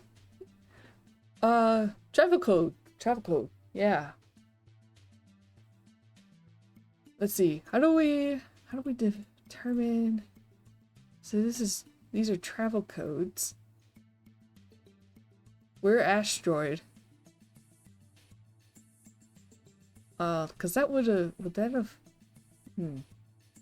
Yeah, I mean we're an asteroid, but I wonder how you would determine it if you were not. Do you just use this weird little? Oh, it's not weird. I'm the weird one. Usually mining colonies, but can also be orbital factories or colonies. Yeah, we're like colony. yeah, like a colony. So asteroid code AS. So I just put A? No. No. Oh, trade code. This is not travel code. Travel code is here. Yeah, which is just like, it looks like there's just like a math thing we do to decide if something is amber or not. And then if we want it to be red, that's entirely up to the referee's discussion. Well, no, it says if you have atmosphere that is 10 or higher, or a government code of 0, 7, or 10, and a law level of 0 or 9+, those would be amber. And then red is at the discretion of the referee. So we don't... That may or may not be what I just said. Oh! I'm so sorry. Oh. Oh, the smoothness of our brains. You said words and I don't know what you said. I heard them, but what? What? It's getting far too late for dear Zachary. The words aren't words anymore. I said at 9 o'clock is when my 9 o'clock is when my thinking capacity starts dropping.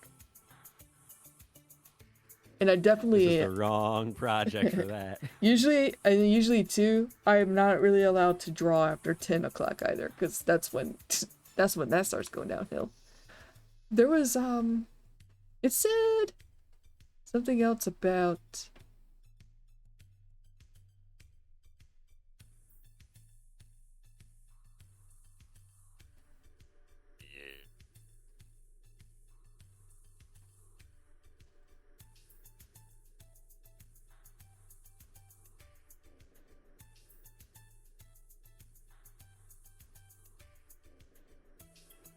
I thought it said it was green. Like the color is just green somewhere. That could just be the default color if it's not amber. Oh, here it is. If no code is given, then the world is either unclassified or a green zone. Okay, so there is nothing to put there, I guess.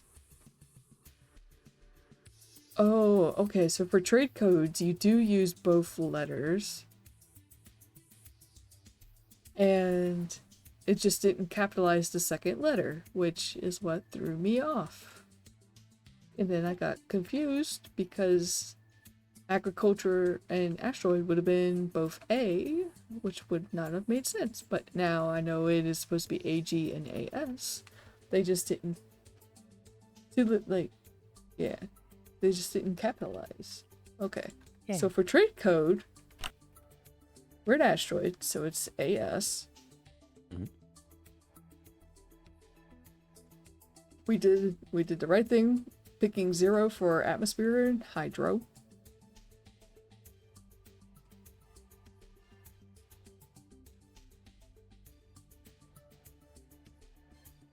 Let's see.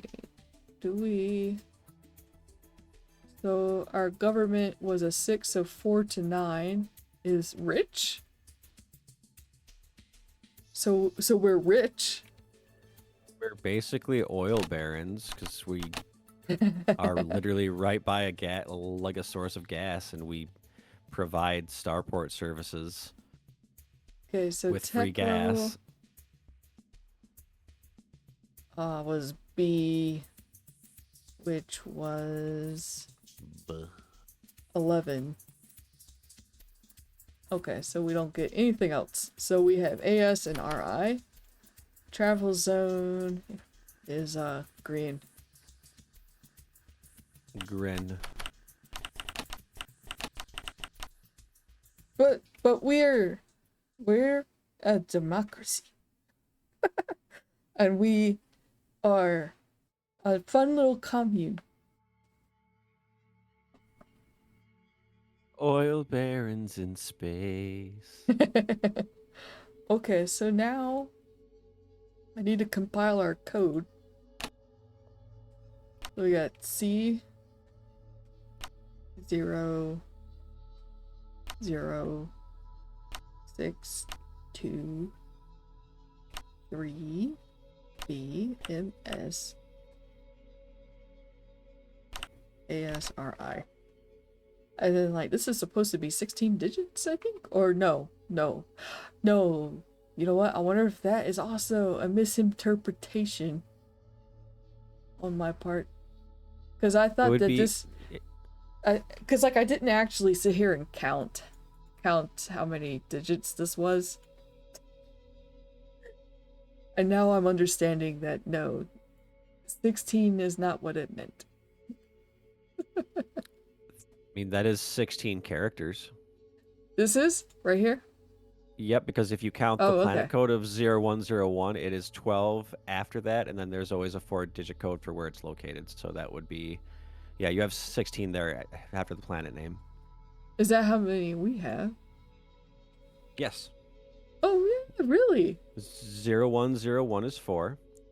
C 00, that's we'll 7. Put space here. 623 is 10. BMS would be 13.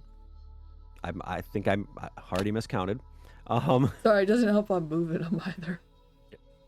1 second. Where's my mouse? My eyes. 1, 2, 3, 4, 5, 6, 7, 8, 9, 10, 11, 12, 13. Oop. 14, 15, 16. I was like, let me make this bigger.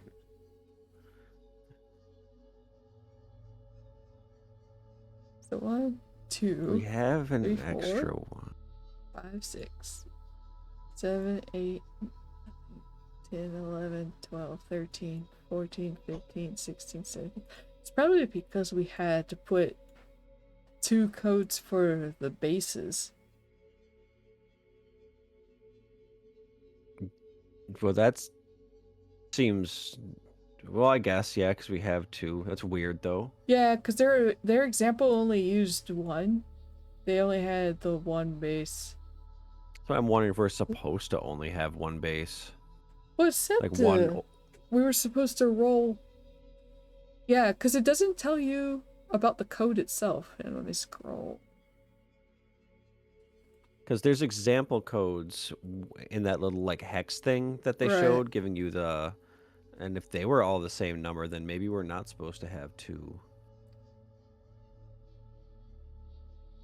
Where'd it go?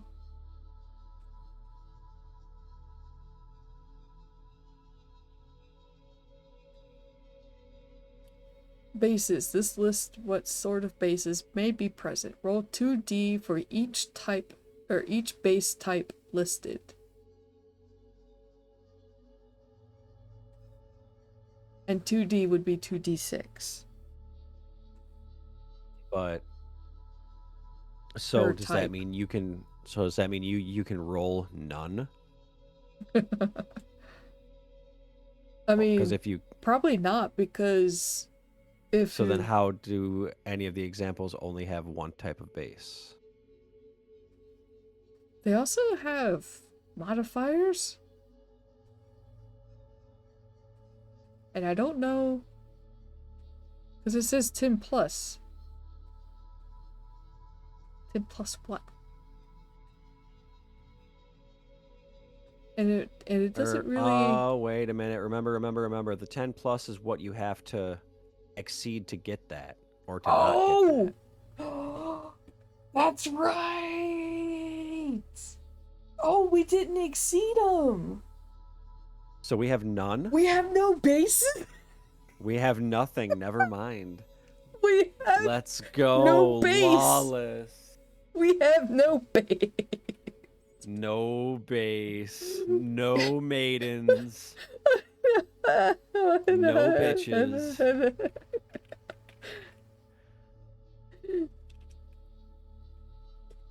I gotta go. It's fine. I gotta just give me a moment.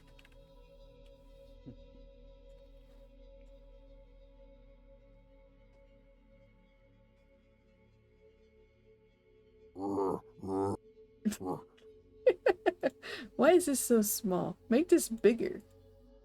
Wait. Oh, there we go. There we go. There we go. Okay, hold on.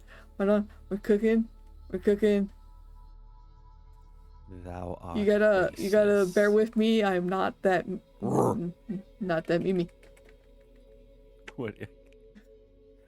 Oh no! Not- What are you doing? There we go. No bases? When your two brains combined make half jumble brain. Oh no. First- Like Zoink Scoob, I'm dying. I died earlier and now it's your turn. Okay, so I'm not a coward. I won't mute my mic.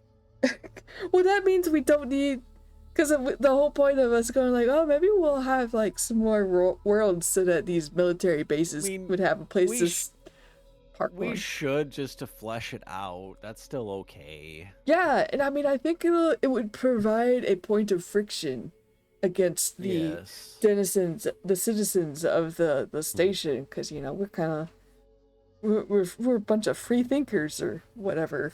Whatever, hippies. Yeah, definitely remove them bases. We got none of the above. Well, what if we just decrease the number? Like instead of 6, we have like maybe 1 Just a military base, or 2, yeah, or like, a scout base. Yeah, like, well, the scouts. The scout seems like a separate entity from the military. The way they talk about it, like it's more like Boy Scouts, well, kind of scouts. Yeah, well, like as opposed to like a government's military, it's like a separate branch or a separate entity. So maybe because we're like literally on the ass rim of this area, like as far out as possible, scouts makes more sense than military. So how about just we could have 4 scouts and then maybe 2 military, where we have like we could still have 4 other worlds, and maybe there's like one on one and then a second one, like maybe one is on a planet and then the second military base is That's why my brain is still wondering if we're supposed to have both. I feel like you're only supposed to have one or the other. No. Like with the way the like can you land a roll that lets you like get both? Well, it says that you're supposed to roll for each type.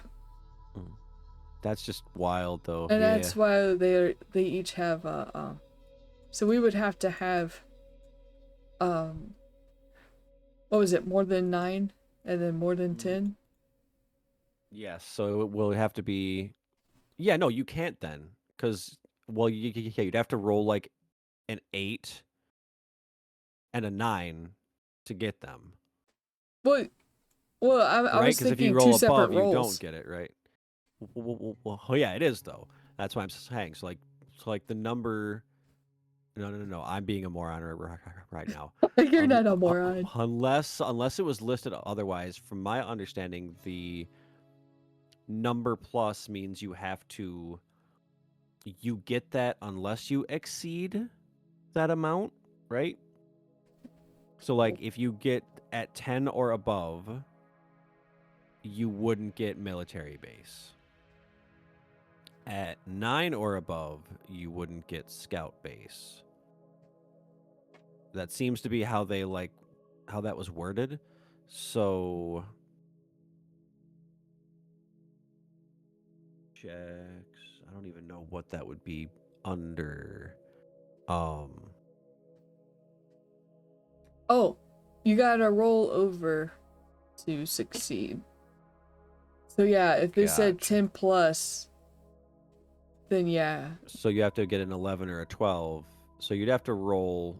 We'd have to roll a 10 and an 11, which is to do that. So, but then how do you decide the number of them? Is that a separate roll?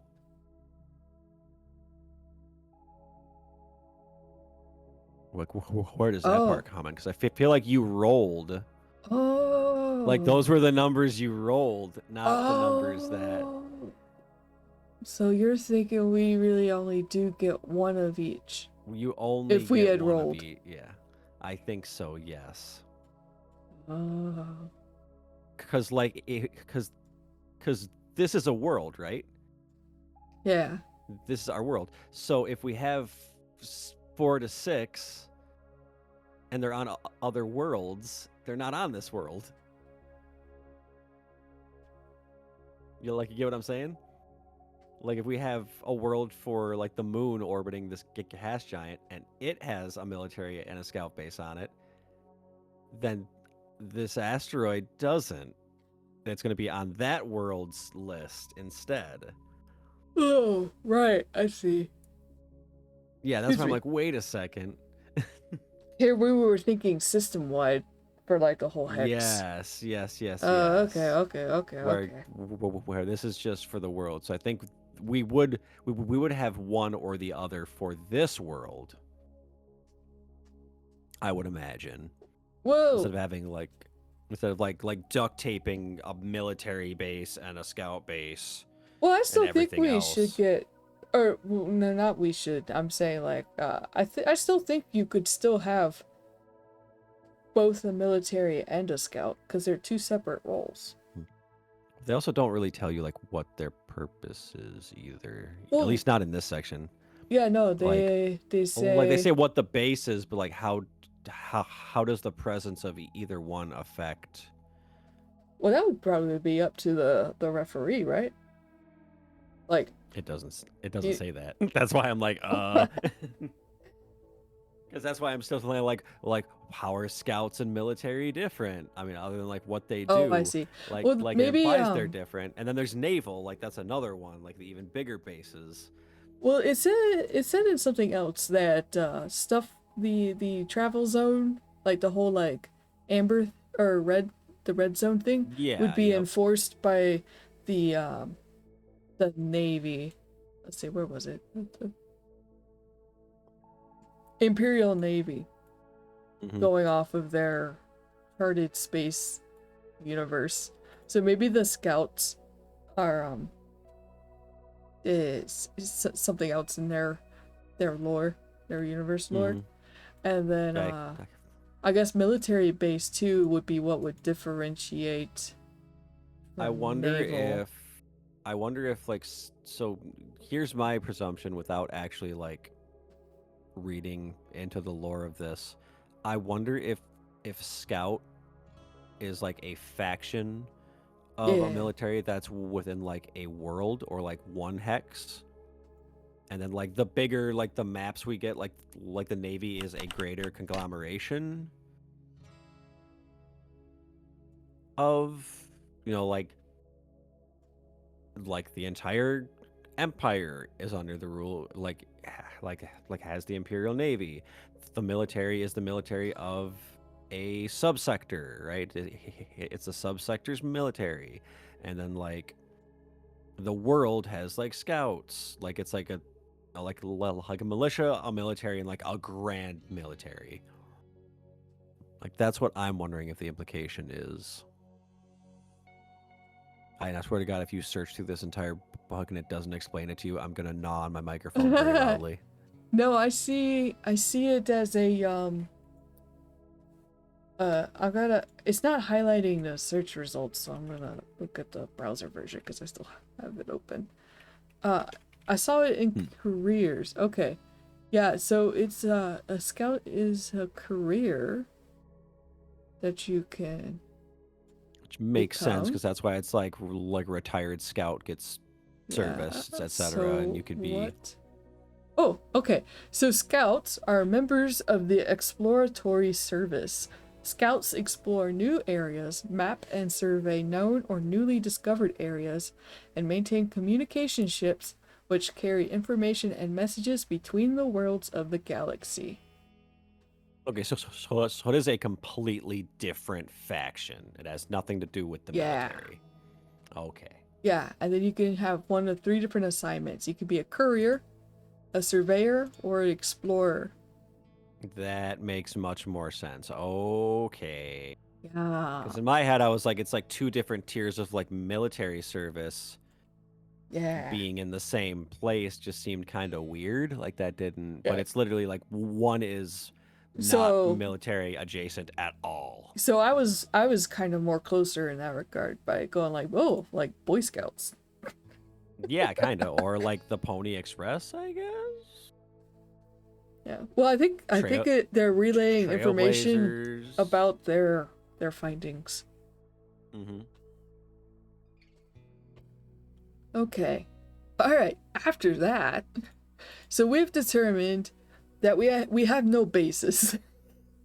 Yeah, so we actually have no We no base. have no bases on this world. Yeah, the other ones probably do, but we have no base. So when that's the case, that just brings us to a 0 then. It does, yep. And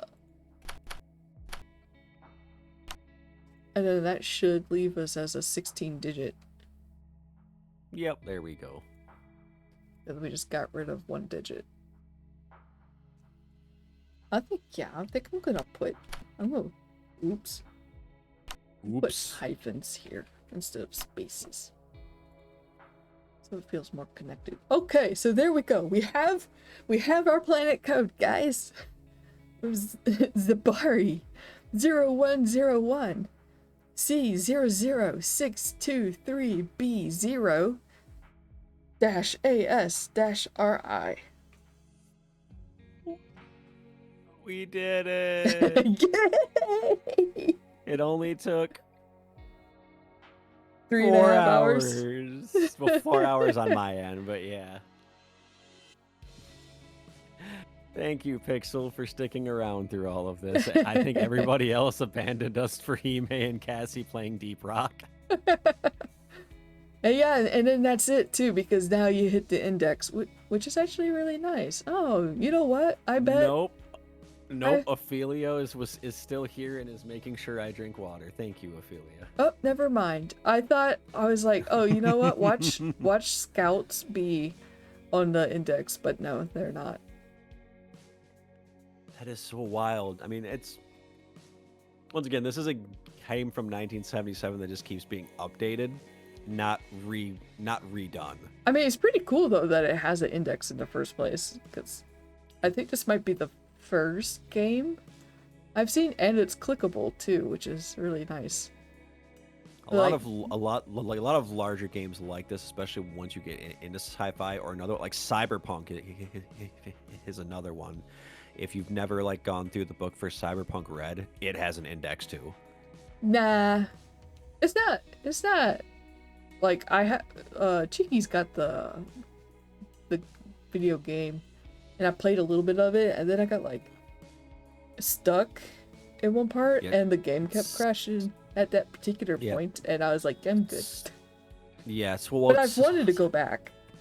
Yeah, well, Cyberpunk Red is different from 2077. Cyberpunk Red is like 100 years. Yeah, it oddly enough takes place in the past for us, I think, or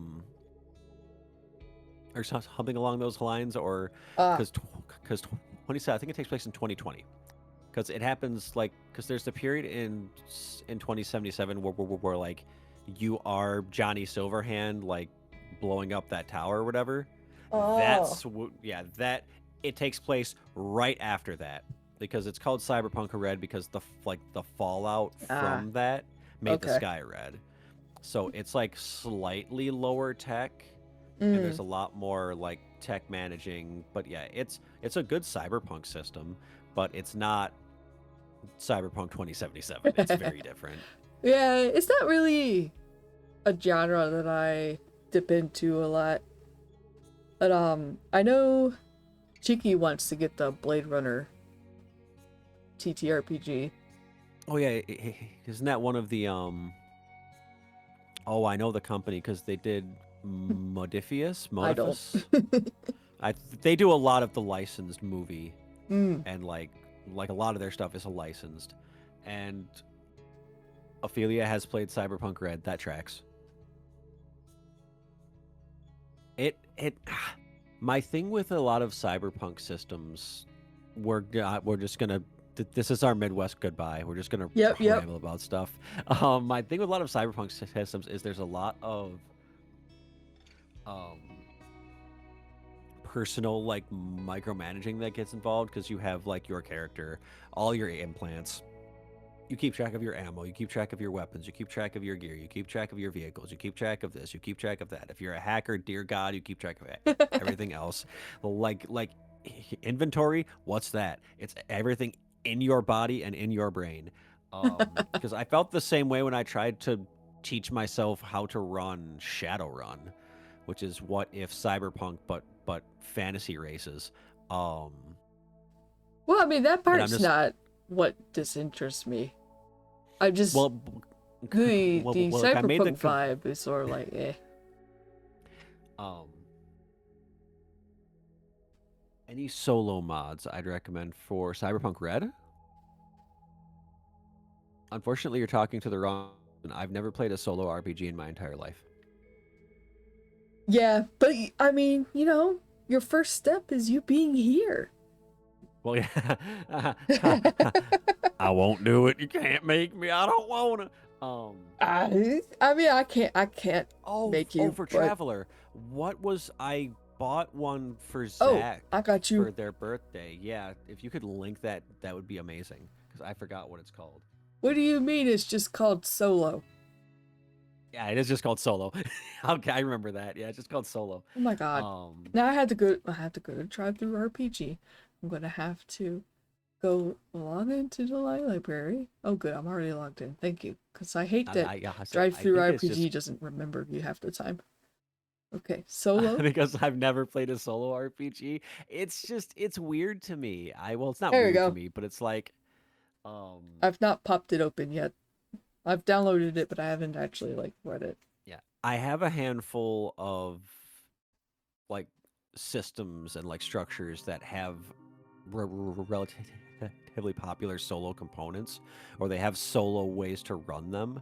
But like, I like to run the game. That's just who I am as a person.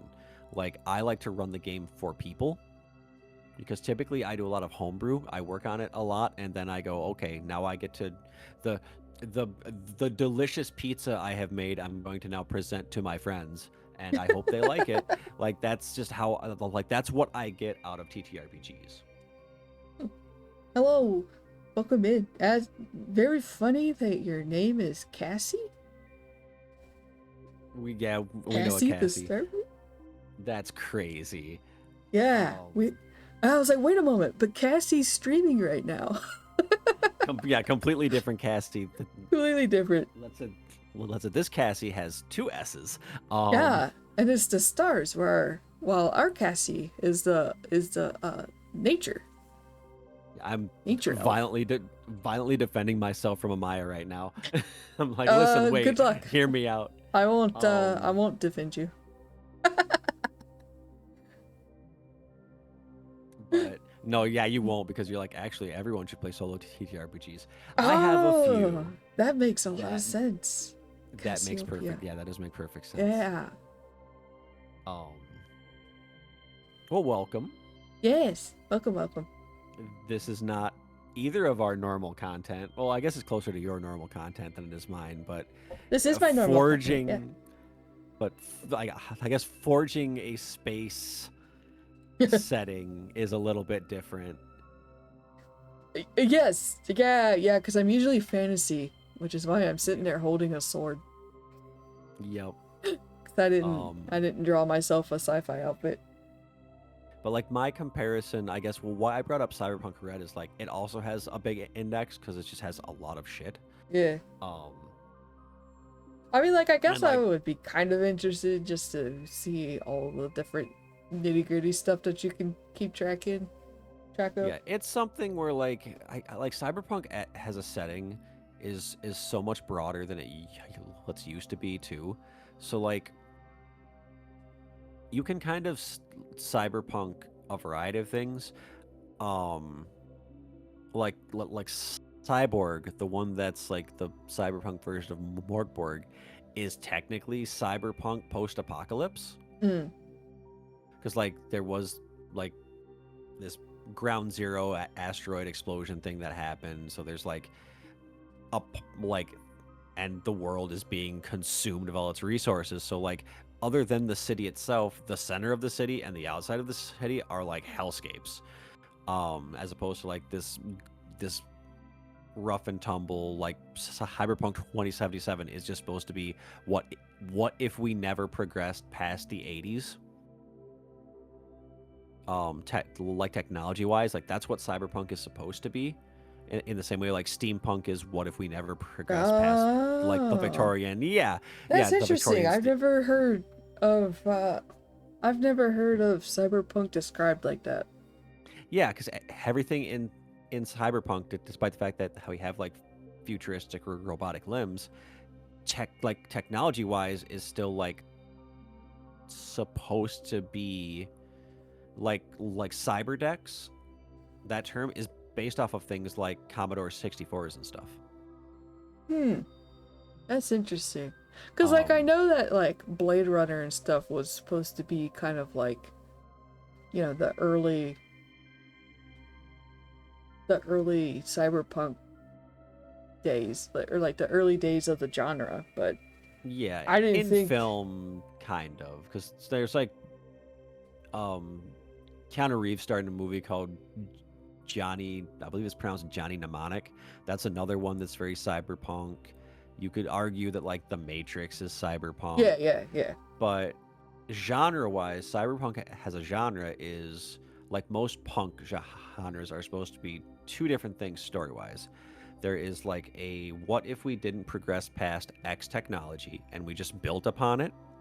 And then the punk side of it is and there's something we have to fight against. Wow, I'm gonna have to relay this to Cheeky. Because there's one of my favorite genres, aesthetic wise, is Atom Punk, and that is like Atom Punk is, if you've ever played or seen anything on Fallout, you know it's a post-apocalypse from the future, and you kind of see the future was this like what the future would have looked like in like the 50s, the home of tomorrow kind of thing, and everything is like our power of choice is atomic. It's nuclear energy. Yeah, Fallout took that and they dropped a bomb on it, but the aesthetic outside of the post-apocalypse part is Atom Punk, which is atomic age. Man, see, this is why you're so cool and awesome, because I know about steampunk and stuff like that, but like it never connected in my brain about the punk part of cyberpunk would mean it would be like the other punks, like steampunk. I never made that connection until now. I gotta tell Cheeky. I mean, like, Cheeky, you missed this. That's why, even if you're not like a fan of cyberpunk as a genre, I usually recommend people like look up some interviews from the guy who created like the cyberpunk, like 2077 and Cyberpunk Red, like the universe, because he talks about that a lot more, and like where he got like the influences. And yeah, the premise of it is you are always supposed to be battling against something that is going against the greater good of the people. It's just once you modernize a setting outside of fantasy, it's no longer an evil wizard. It's a corporation. It's a monarch. It's, it's stuff like that. And yeah, the net running system in 2020 was abysmal, and that's another thing that I always kind of get hung up on. Is like the coolest thing visually in a cyberpunk setting is shoving your brain into a computer and like doing crazy stuff in this like cyberspace world, and then we put it into a TTRPG, and it's like, are you ready for pain? Yeah, I mean, like, watching movies and stuff, I've, like, cool with cyberpunk in that regard. I just never had an inclination to write or create in that kind of genre. I didn't get inspired to do cyberpunk stuff until I picked up Cyborg, mostly because Cyborg is the most punk cyberpunk like it could be in the sense of it is an allegory on modern like capitalism, and it's like where you are in Cyborg is a cautionary tale and a social commentary, but also it is a much simpler system with far less like gritty stuff to it, which I like, despite the fact that it is also a grim dark setting. And I also got really into, there was this animated short that it was an animated short based on a short story written by one of the guys who ended up writing for Half-Life, I think, called is it 400 Boys? And it's something like that. And the premise of it is also like cyberpunk, but there's like psionic powers involved, and it's like gang wars. But the animated short specifically like was really inspiring because it was just once again a very different take on what we consider cyberpunk.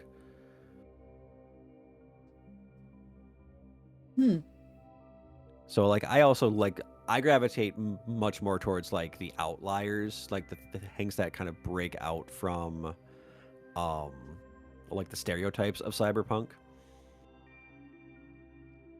The punky part? Well, kind of. So like a lot of people for like cyberpunk, it's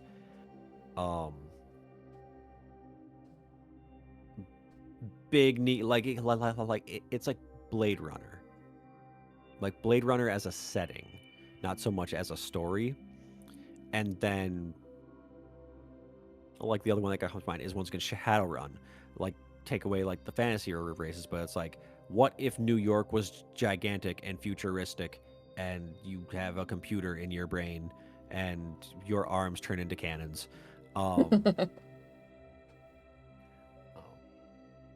For Love, Death, and Robots, thank you. That's the like series that it's like a bunch of different shorts from a bunch of different people. But I gravitate towards the ones that are like, yeah, it's that, but it's also like marginally darker and grittier, or it's like that, but it's weirdly futuristic in a much less skyscrapers the size of, mountains and corporate branding on everything sort of stuff.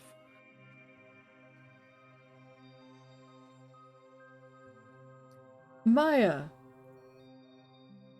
You just reminded me. Alright. There you go, Maya. Maya has been given a thing. Maya's been given a thing. And possibly even blessed by this thing. Yeah. Whoa. I guess. I guess it does something. I don't know. Killer could probably explain it more. But I didn't realize that I had these unlocked. There you go. Oh, I see now. Yeah. VIP. There you go, Maya. Long time coming, but you've been a great friend to the Vale. And so I bequeath upon thee this diamond that does something. You're a VIP now. Killer said something about being able to bypass automod. He'll let you bypass auto mod. You can go into your roles section when you're in like your channel thing, and you can decide what VIP does for people. But like, I think the default is it bypasses auto mod, but you can do things where like you may even be able to do like a poll for like VIPs and stuff. It's one of those things like that like bigger streamers can like do to include like people who support them more. I kind of like people who you can only do stuff if it's like a tier 2 sub or a tier 3 sub, like stuff like that. Okay. Like you can utilize it for like a bunch of different stuff, but cool. By default, now you can say the funny fuck word in chat, I guess, and Automod won't yell at you. I don't know. But yeah, no, I knew that the next time that you showed up in chat, I wanted to make sure that you had that, because yeah, you and Killer have been like absolutely great at helping me and Cheeky like get off the ground, so to speak. You've been given a Chaos Emerald. Chaos Control. Okay, so yeah. we filled in a hex, sort of. I mean, we started filling in a hex. We got our primary point of interest in the hex. I have drawn basically nothing over the map. I wrote a letter W and a letter G, and then after that, the map was forgotten. Didn't it say the WG is actually supposed to be like the name of the main planet or whatever? No, the W was for world, and then the G was for gas giant. Gotcha. That's what I was just writing on the map, just as a reference.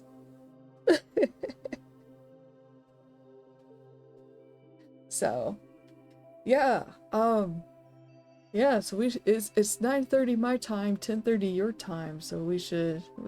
Yeah. Yeah, because I'll have to take care of the boys because little man is wanting bedtime dinner early for some reason. I think he's also bewildered by Aiko wearing the flower collar, which she did. Aiko got the flower. Yep, she dug it up, and it's clean enough. I was worried it got. Oh, hello, welcome to the Vale. But yeah, it's clean, so I was like, shove that on and just stuff it over his head. So, I mean, it's not too terrible because it's been a long time since he's had to wear that. So, it's possible that he might have like cut himself or something and aggravated his skin. But he needs to keep his fur attached to himself. Flower time it is. He's very cute. I'll have to take a picture of him.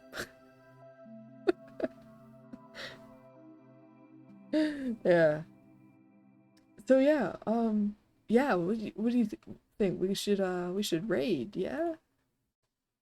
Yes, except I don't know, so if we stay in join chat, is it just one raid, or do I have to raid to the same person? Well, like, do I have to also do the same raid, or how does that work on my end? Okay. So, well, I think if we did 2 different people, your side would probably go to your destination, and then my side would go to the other destination. But I think usually, I've never seen anybody split up like that. Everybody's just gone to the same place. That's why I'm like, if we're in the combined, like we have combined chats, so if you like say raid Hime, do I also have to raid Hime, or will my chat go with yours? No, I think your chat would go with you, because which would be nowhere. Like I'm saying, like I don't type a raid message. Well, with like I don't raid into anybody. I'm so okay. So if we have a shared chat, right? Yeah. Everyone's combined. Obviously, so if I don't do fuck all, Okay, Woven Pixel Ooh. answer. We both have to raid. You're right. We both have to actively raid. I Okay, was that's what I was meant. gonna Yep. I was thinking about Cassie because we have Cassie. But no, Hime would be good too though, because Hime's primary content is TTRPG content. A lot of it is solo. I say they are both playing the same game right now, so Yeah. we would be throwing them into each other's chats. Yes, that too. And yeah, because Hime Utsuki does a lot of TTRPG stuff. They're doing a donathon right now, so they have no, too late. don't spin me around in circles. I'll get dizzy. And yeah, so Hime Utsuki does actually that was hard. That's half the reason we're here doing the Traveller stuff, was because recently they did a stream on whether or not they could work out a way of playing Traveller solo, like just from the core rulebook, not the solo module. And I was like, oh man, yeah, this is so awesome. And Nick was like, hey, it's your birthday. He didn't say it like that. Oh, I'm so There was more growling. I'm literally, oh my god, take me out back and put me down. We gotta put you and Cheeky in a chat one day. I just tried 3 times unsuccessfully to like get the raid thing started. I'm like, why isn't it popping up? Oh my god, because I'm trying to do it in Zach's chat. That's why. I see. Oh, I don't even use a command. Oh, is that what you're talking about? Are you talking about the command? I don't use the command. What do you mean? What other option is there? I use the button. I didn't know there was from the dashboard. A button? Yeah, from the stream manager. There's a parachute icon, and I click that, and then I choose from the list of people. That's so funny. Gnaw on your blue raspberry flavored skull. That's why I was so confused about what you were talking about. Yeah, so I always just because I have pop-out chat up because I make chat large so I can read chat. So I always do it from there. I do like a raid command. I never have the stream manager up. I don't even know what it looks like. That's so funny. Yeah, I usually have that up so that I can access like the moderator stuff if I have to, because it's easier to access. Normally I'm reading chat from the OBS chat doc. The chat doc is too small. Because like I have this, like I have the font up all the way, and then like half of my second monitor is the pop-out chat, so I can actually read it. You can make it larger. You can no, make the text I have bigger. the font. I have the font maxed. Oh wow. And then it's bit. Yeah, no, it's because like I'm not always like up against my monitor. Sometimes I'm further back. Right. Yeah, I usually have it like it's usually on my tablet, which is where it's sitting right now. And my tablet's right in front of my face. Okay. Yeah, so we'll go to Hime. Hime's not playing a TTRPG tonight. They are playing Slay the Spire 2 with Cassie. But and then it's another game tomorrow. But Friday is going to be more TTRPGs, I think. Zephyr, I think it was. They're going to see if they can solo Zephyr.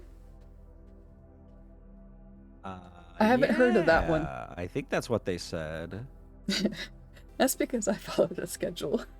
And then I schedule my streams around their schedule because I want to go to their streams. What should we do for a raid message? Oh, I'm too tired for this. Do you want me to just incorporate you into mine? Yes, it's like if that's an option. Yes, that's what I was asking. Is there any way for you to just drag me in, so I don't have to do this? Now you would still have to do the raid function, but you can. Fuck. Okay, no, we're good. I'm just coming along for the ride. There's no one. I don't think there's anybody other than Ophelia in my chat anyway. Oh, that's a shame. Definitely follow Nick. Special guest tonight. Thank you so much for you basically sponsored. You sponsored this stream. Yeah. I Well, should no, I'm also not quick shocked. start raid. Most people are on your side anyway. But you're still gonna raid in though, right? What? Oh, buddy. You should. That's what One second. I almost used your fucking chat to do it again. So I need you to talk to me like this is my first time streaming ever, okay? Okay, yeah. Okay. Raid in to Hime. Uh-huh. Okay. Yeah. Because that's why when you said pull me in, I'm like, what do you mean pull me in? You have What do you- 52 what- seconds. I cannot type that fast. I can cancel Good it if I luck. need to, so don't worry. We're speeding. Thank Where are you, you. Burb? I promise I'm not normally this stupid during my streams.